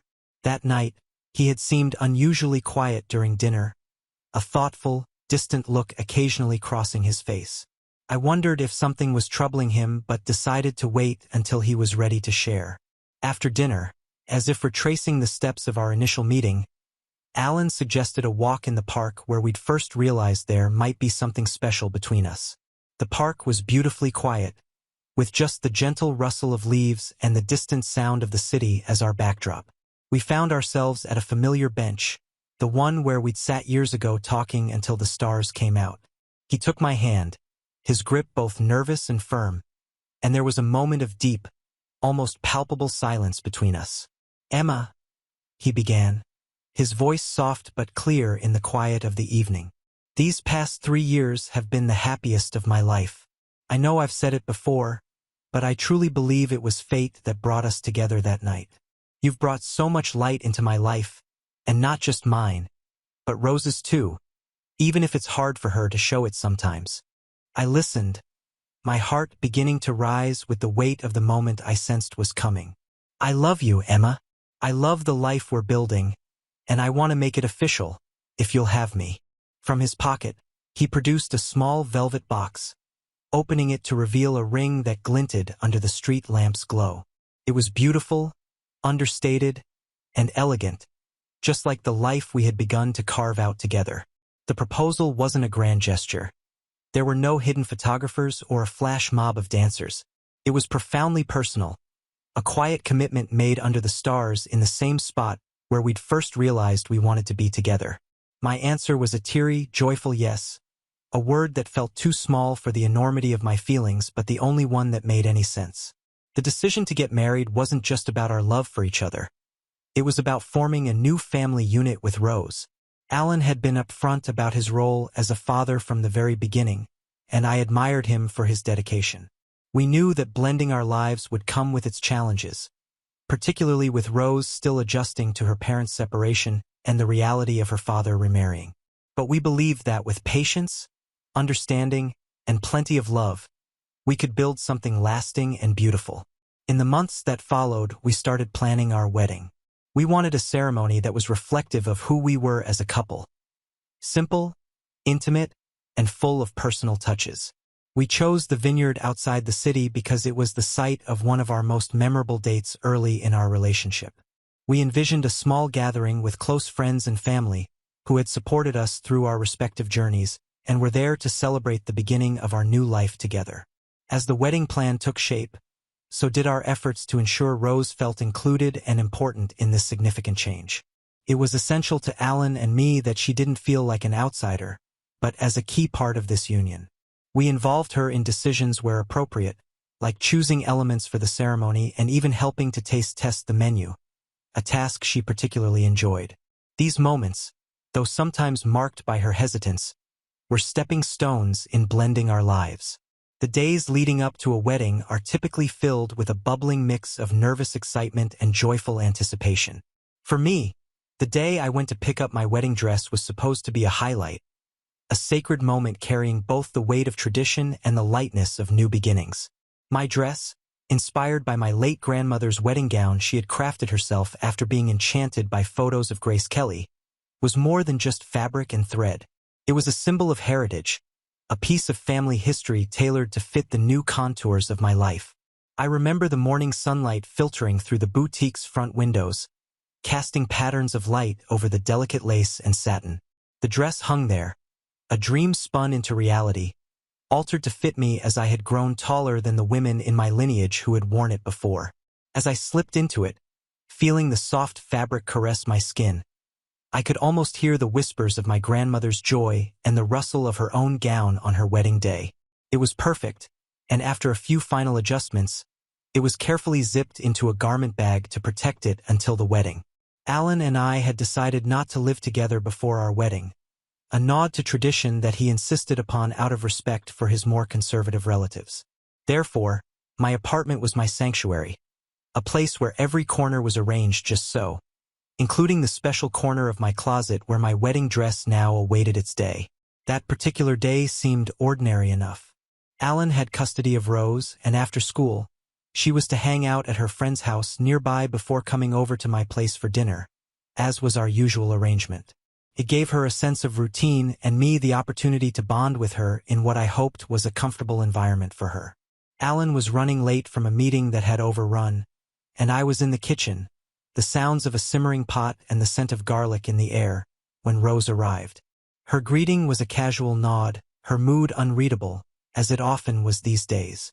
I asked her about her day, received a non-committal shrug in response, and went back to my cooking, leaving her to amuse herself as she usually did. Looking back, I wish I had seen or understood the storm brewing beneath her calm exterior. When dinner was ready, I called out to Rose, expecting her to come bounding into the kitchen as she usually did when she was hungry. But there was no response. A thread of unease began to weave itself into my heart as I walked towards my bedroom to check on her. That's when I noticed the closet door slightly ajar, a sight so unusual in my meticulously kept apartment that it sent a ripple of alarm through me. Pushing the door open, the first thing I saw was the glitter, a cascade of sparkling specks covering the floor like a galaxy that had fallen out of the night sky. My heart stuttered, my breath caught in my throat. There, amidst the shimmering chaos, lay my wedding dress, slashed to ribbons, its fabric defaced with splashes of glitter paint. My veil was shredded, pieces of it scattered around like the aftermath of some cruel celebration. The world seemed to tilt on its axis as I sank to the floor, the garment bag crinkling under my fingers, the sound grotesquely loud in the silent room. Tears blurred my vision as the realization that my grandmother's legacy, reimagined into my own wedding dress, was destroyed, a casualty in a war I didn't even know we were fighting. Alan found me there, my sobs a broken soundtrack to the wreckage. His face, when he saw the ruin, went through a rapid succession of shock, pain, and then settling into a hard line of fury. He went to find Rose, who had retreated to the living room, her expression one of detached defiance. "What were you thinking, Rose?" Alan's voice was a controlled tremor, the kind that spoke of a storm contained but ready to break. Rose just shrugged, her eyes cold, her voice chillingly nonchalant. "What's the point? She's just a fat old cow anyway." The words were a slap, a verbal manifestation of the violence she had inflicted on my dress. Alan's reaction was swift. He confiscated her phone and called Carrie, his voice tight as he explained what had happened, insisting they needed to come together to decide on a consequence that matched the severity of Rose's actions. Left alone, the gravity of the situation began to settle around me like a heavy cloak. This wasn't just about a dress. It was about what the dress represented. My place in this family, the respect I thought I had been building with Rose, the future I was stepping into with Alan. The betrayal felt as sharp and deep as the cuts in the fabric. That evening, after Rose was taken to Carrie's and Alan returned, we faced each other across the ruins of our planned happiness. The air between us was thick with unsaid words, heavy with the weight of decisions yet to be made. "Emma, I don't even know what to say. I'm so sorry," Alan began, his voice rough with emotion, but sorrow wasn't enough, and we both knew it. "Alan, I love you, but I can't live like this. I can't marry into this. Today, it's a dress, but what about tomorrow? What about every other day after that? How do we build a life on this?" My voice broke, the words tumbling out amidst sobs. I know it's hard. She's my daughter, Emma, but you are the woman I want to spend my life with. We can figure this out. More therapy, different approaches. Please don't let this destroy us," he pleaded, his hands reaching out. But I felt too far away to bridge the gap. "Can we, Alan? Can we really figure this out? Because it feels like no matter what we do, it's never enough for Rose, and I can't help but wonder if it will ever be enough for us." The conversation stretched long into the night, a painful dissection of our relationship, our future, and the family dynamics that threatened to tear both apart. Each word was measured, heavy with the gravity of what was at stake. As we talked, the pieces of my dress seemed to echo back to us. The fragments of our relationship, beautiful but broken, full of hope but fraying at the edges. In the silence of my bedroom, the remnants of my shredded wedding dress sprawled out like a cruel tableau. I found myself grappling with an emotion far heavier than the fabric. A deep, seething anger. This dress, imbued with generations of love and history, was more than just a garment to me. It was a symbol of my future with Alan, a future that now felt as tattered as the lace lying in ruins at my feet. For years, I've strived to build a bridge of understanding and affection with Rose, Alan's daughter. I have navigated through her cold dismissals, her sharp barbs, and the protective wall she has meticulously constructed around her heart. Despite the challenges, I remained patient and compassionate, hoping that with time, she would see me as an ally, not an adversary. But today's actions, the calculated destruction of something so precious, this was a deliberate strike, not just at the fabric of my dress, but at the very fabric of our emerging family. As I sat amidst the wreckage of my wedding plans, my initial devastation gave way to a bubbling, fierce anger. The pain of betrayal from a child I had tried so hard to love was acute. It stung with the sharpness of broken promises and shattered dreams. In this whirlwind of emotion, a part of me wanted to flee, to call off the wedding and leave this chaos behind. Let Alan deal with the aftermath. Let him untangle the knotted mess of his daughter's hurt and hostility on his own. Yet, even in my anger, a softer voice whispered reminders of the love and commitment Alan and I shared. He was not just my fiancé. He was my partner, my confidant, and the man I envisioned growing old with. Could I really walk away from the life we had planned together over this? Could I let Rose's actions dictate our future? Alan's reaction to the incident had been one of unequivocal support. He shared in my horror and my sadness, his own heartbreak palpable as he confronted the reality of his daughter's actions. Yet, as we discussed what to do next, his words, though filled with concern and apologies, seemed to echo through a haze of doubt that had settled over me. "We'll fix this," he had said determinedly. "We'll find a way to make things right." But the weight of his promises felt heavy, burdened by the countless conversations and interventions we had already attempted with Rose. Sitting on the edge of our bed, the ruined dress laid out before us, Alan reached for my hand. His touch, normally a comfort, now felt like a plea. "Emma, I love you. We can get through this. Rose, she's struggling, but we are a family. We can work this out. Please don't let this end us." His words, sincere and fraught with fear of losing what we had built, tore at me. I loved him deeply, irrevocably, but love, I realized, was not just about embracing someone during the sunlit days. It was also about weathering storms together. And this storm was unlike any other we had faced. "I love you too, Alan. More than I can say," I responded, my voice trembling with the weight of my decision. "But loving you doesn't mean I have to accept this. It doesn't mean I should stand by as the life we want gets repeatedly torn apart by actions that go unaddressed. We need more than promises now. We need action. Real change." Alan nodded, understanding the crossroads we had come to. "What do you need from me? From us?" he asked, his voice steady despite the uncertainty that flickered in his eyes. "I need to believe that things will truly change, that whatever steps we take next with Rose are not just temporary fixes but real solutions. And I need time, Alan, time to heal from this and to see that change happen," I said, the resolve in my voice belying the fear that tangled my thoughts. The conversation that followed was one of the hardest we had ever had. We laid bare our fears, our hopes, and the painful acknowledgement that the path to healing our family would be long and fraught with challenges. We talked late into the night, not just about the wedding, but about what our future as a family looked like. We discussed more intensive therapy for Rose, potentially involving different strategies and specialists who could help us address her actions and our family dynamics more effectively. As dawn crept through the curtains, casting a soft light on the remnants of my wedding dress, I felt a fragile peace settle over me. The decision to postpone the wedding was heart-wrenching but necessary. It was a step back to take two forward, a pause to rebuild not just the trust between us, but also within myself. The road ahead was uncertain, filled with potential for both healing and heartache, but as I looked at Alan, his face lined with the same resolve and love that had drawn me to him years ago, I knew that this was a journey we were committed to making together, for better or worse, in the truest sense.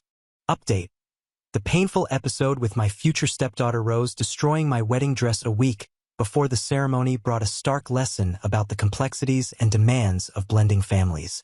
This experience underscored the profound challenges that arise when uniting individuals with diverse histories and deep-seated emotions under one roof. The incident was a harsh reminder that familial bonds, especially those newly forged, require not just love, but an ongoing commitment to understanding and patience. The necessity of robust communication and the implementation of effective conflict resolution strategies became evident as we navigated through this crisis. The emotional turmoil caused by Rose's actions highlighted the importance of addressing underlying issues head-on, rather than letting them fester unspoken. It reinforced the need for setting clear boundaries and expectations for all family members, while also maintaining a compassionate and supportive environment. Moreover, the incident was a profound lesson in resilience and forgiveness within family dynamics. Choosing to postpone the wedding and focus on healing demonstrated the value of prioritizing the long-term health of family relationships over immediate desires or societal expectations. It was a testament to the strength of our commitment to each other and to Rose, showing that the path to a harmonious family life is sometimes paved with trials that test our capacity to forgive and rebuild. In conclusion, blending a family is a delicate dance of balancing individual needs with collective goals. It demands a deep reservoir of empathy, firm boundaries, and an unwavering commitment to navigate through the storms together. The true essence of family lies not in the absence of conflict, but in the ability to come together and grow stronger in the face of adversities. Now on to the next story. Story 9. Found out my wife cheated on me and was pregnant with a child after I came home from the military. Now I'm happily remarried, but my ex is pregnant with her 4th kid by a new boyfriend. I, 26 male, have been in a relationship with my wife, 26 female, since high school. We were married for 5 years before I was scheduled to leave for Army training camp. It would last 10 weeks, which was the longest we'd ever been apart since meeting. She was sure it would be fine, but when the day of departure came, she started to lose it. She really didn't want me to go. She'd known it was a goal of mine to join the Army, but she still married me. We each knew and felt that we were meant to stay together no matter what. At first, she didn't try calling me while I was away. After hours away from my phone, I was feeling homesick and thought I'd probably at least have several texts from her. There was nothing. She knew I would have my phone here and there, so I was surprised. Whenever I got her on the phone, she said she didn't know I could have my cell phone. I knew she was lying. I remembered telling her directly that I would have my phone throughout the rest of the time I was gone. There were 3 more nights where I didn't hear from her. The 3rd time it happened, she called me the next morning, and after she heard my voice, she started crying. She apologized and told me she was just emotional from missing me so much. I asked her how she missed me so much if she didn't try to call me. She was hurt and said she just got busy with her friends because apparently one of them was moving away soon. When I came back, it was a glorious reunion. I moved in with her on the base while I worked for the Army. Felt like the hardest part was over. That's when I started noticing her texting a lot. I was annoyed because she'd ignored me some nights while I was away, but now her phone was always in her hand. I knew something was up even before I noticed how worried she was. I tried to check her phone while she slept one night, but I couldn't see anything without her passcode. The next morning, I was working up the nerve to ask her for her passcode when she told me she scheduled a doctor's appointment. She tried to seem optimistic. I asked her what for, and she told me she was late. Suddenly, I realized she thought she might be pregnant. I was excited and hugged her. She half-heartedly hugged me back, saying that she wasn't feeling the best. I was suddenly worried that she cheated on me and this wouldn't be my child. I looked into her eyes and seriously asked her if she had anything to tell me. She looked straight into my eyes and told me no. She didn't have anything to say. She continued looking into my eyes when she told me she loved me. Then she looked away when she said she was just nervous to have a child so suddenly. I started waiting on her hand and foot for 2 weeks until the day of her appointment. I went with her as the supportive father of this potential child. She had an ultrasound to confirm what my wife already knew. She was 7 weeks pregnant. But that didn't make sense to me. I calculated the conception date in my head, and it would have been during my absence. I glared at her straight into her eyes. I could see how fearful and worried she was right before she looked away and rushed into the bathroom. Sick. I got up and left to the complete disbelief of the technician. I sat in the car fuming until my panicked wife caught up to me. We had it out in the car. I told her the conception date made no sense, and I believe she cheated on me one of the nights she didn't contact me. She broke down crying, admitting that what I believed was true. She wanted to continue talking to try to explain, but I just told her to get out of my car. I repeated myself without giving her the chance to speak. Eventually, she got out, sobbing. I sped off. She wasn't the woman I thought I knew since school. Our entire intimate relationship was worth less to her than some man she slept with while I was gone. She got a ride from her mom back to her house. She banged on the door like it was my fault her daughter was left in the hospital parking lot. I spoke to her through the Ring doorbell, telling her I would have nothing to do with her or her cheating daughter.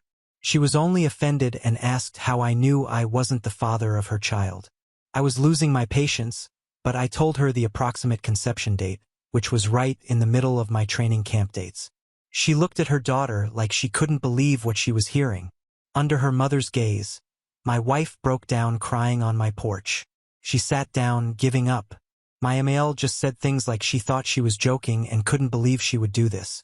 She actually clarified with her, getting her to admit out loud that she slept with another man while her husband was away. My email was in such disbelief that she just started walking back to her car. My wife got up to follow her, desperate for a ride somewhere, anywhere. She didn't know what to do. She kept asking her mom to open the door and what she should do. After a few minutes, she let her in, and they drove away. Before the divorce was final, we got DNA test results that proved I was not the father.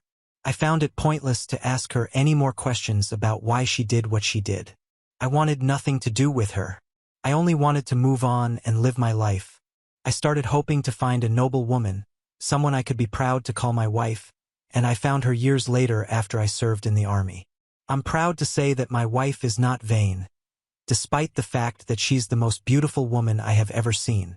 We own a farm together, away from all the nonsense that makes up a majority of the U.S. She's a traditional woman that doesn't need attention or likes from people outside of our marriage. While we are expecting our first child, my ex-wife is expecting her fourth child with her newest boyfriend of 5 months.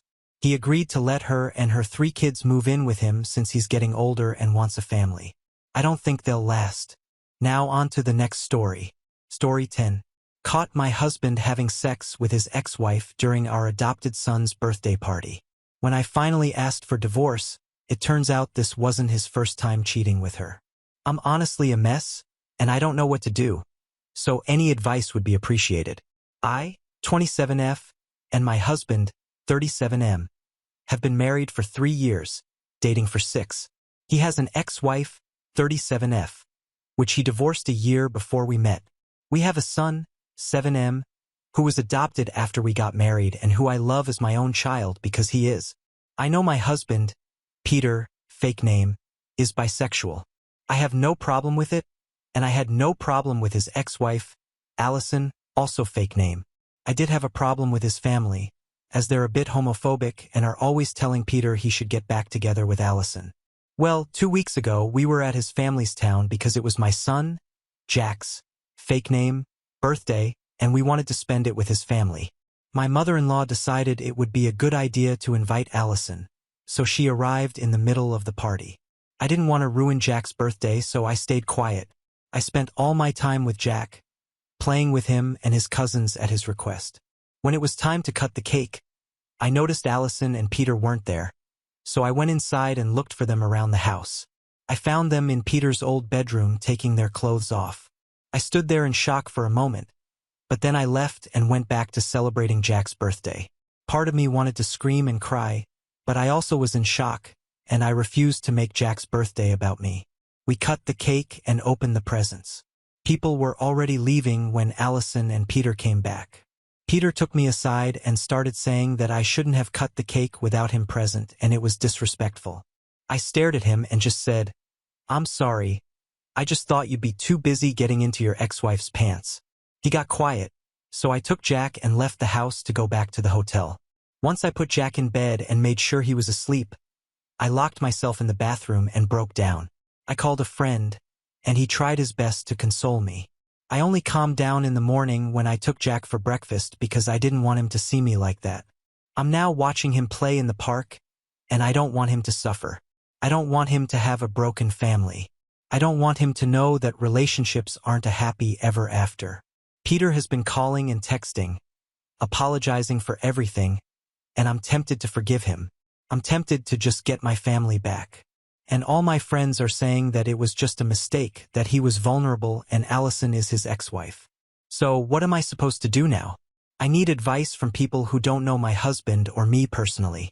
Please, any advice is helpful. Comments where OP has replied. Commenter 1. Teach your son that his future partners have to respect him in their relationship by not being a cheating bastard. OP. I do want to teach him this stuff, but he's too young, and I'm just scared that he'll get a bad view of relationships if he sees his parents divorce. OP on collecting evidence on his husband's cheating and if the husband has done this before. OP. From what I've been able to gather from the messages and calls, it has happened twice, including the time that I caught them. I had thought about STIs, so thank you, I'll get tested. OP responds to multiple comments about his husband not respecting him and the cheating wasn't the first time. It's not. I found out it's the second time, but I don't want my son to know what happened. He's unaware and happy thinking his dads will be together forever. I don't want to break that illusion.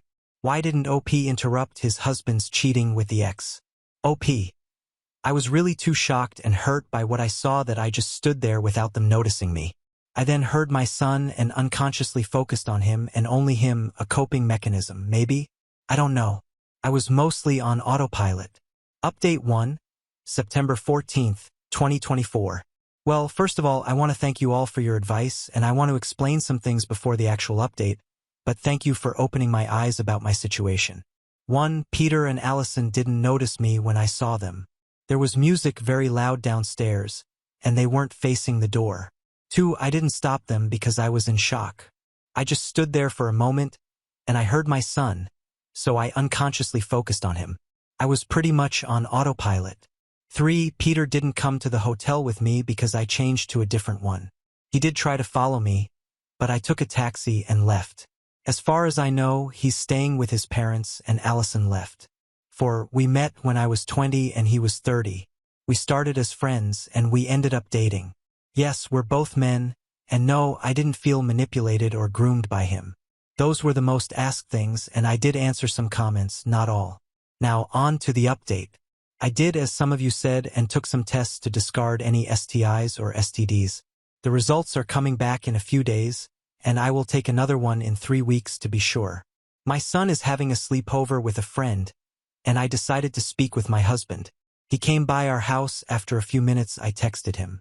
He asked about Jack and I told him where he was. Then we sat on the couch and started talking. I started crying after a few minutes and he followed after. I asked some simple questions. When, why, how many times, among others. And this is what I could figure out by all the things he said.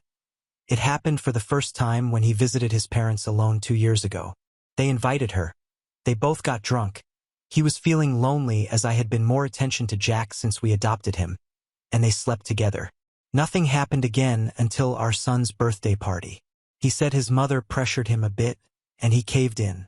I don't believe he did it for that reason, but I don't know. He said he doesn't love her, and I believe him, but it doesn't negate the fact of what he did. After talking for a while, I told him that I wanted a divorce. He started sobbing and begging for another chance, but I told him that I can't give him another chance because I wouldn't be able to trust him again, and I don't want that in a relationship. He kept crying and begging for another 30 minutes until I told him that we have to think about Jack and his well-being, that we could stay friends, dads, and co-parent him. He got mad, really mad. He started yelling that it was all Jack's fault, that we shouldn't have adopted him, that he's the one who's getting between us. I was crying and really scared. I had never seen him this angry. He hit the table and stormed out of the house. I called the house where Jack is staying at and told them if Peter shows up there, they can't open the door. After the little episode, I was scared that Peter would try to hurt Jack. I called my friend again, Thomas, and told him everything that happened. He came by and is staying with me until I'm better. Right now, I'm trying to figure out what to do and how to go on with a divorce. Update 2, September 25th, 2024. Hi again. Sorry for taking so long to update, but it's been a chaotic week, and I'm pretty shaken up. But I'll try to summarize it. My husband has been showing up at my work, following me, and calling me from burner phones. I was afraid he'd go after Jack, like many of you said he would. But he didn't. He said a lot of stuff, but I'll try to write the important things. He said that he missed when we were just us, that I stopped paying attention to him when we adopted Jack, that I wasn't his anymore. He said that he missed how dependent I was on him.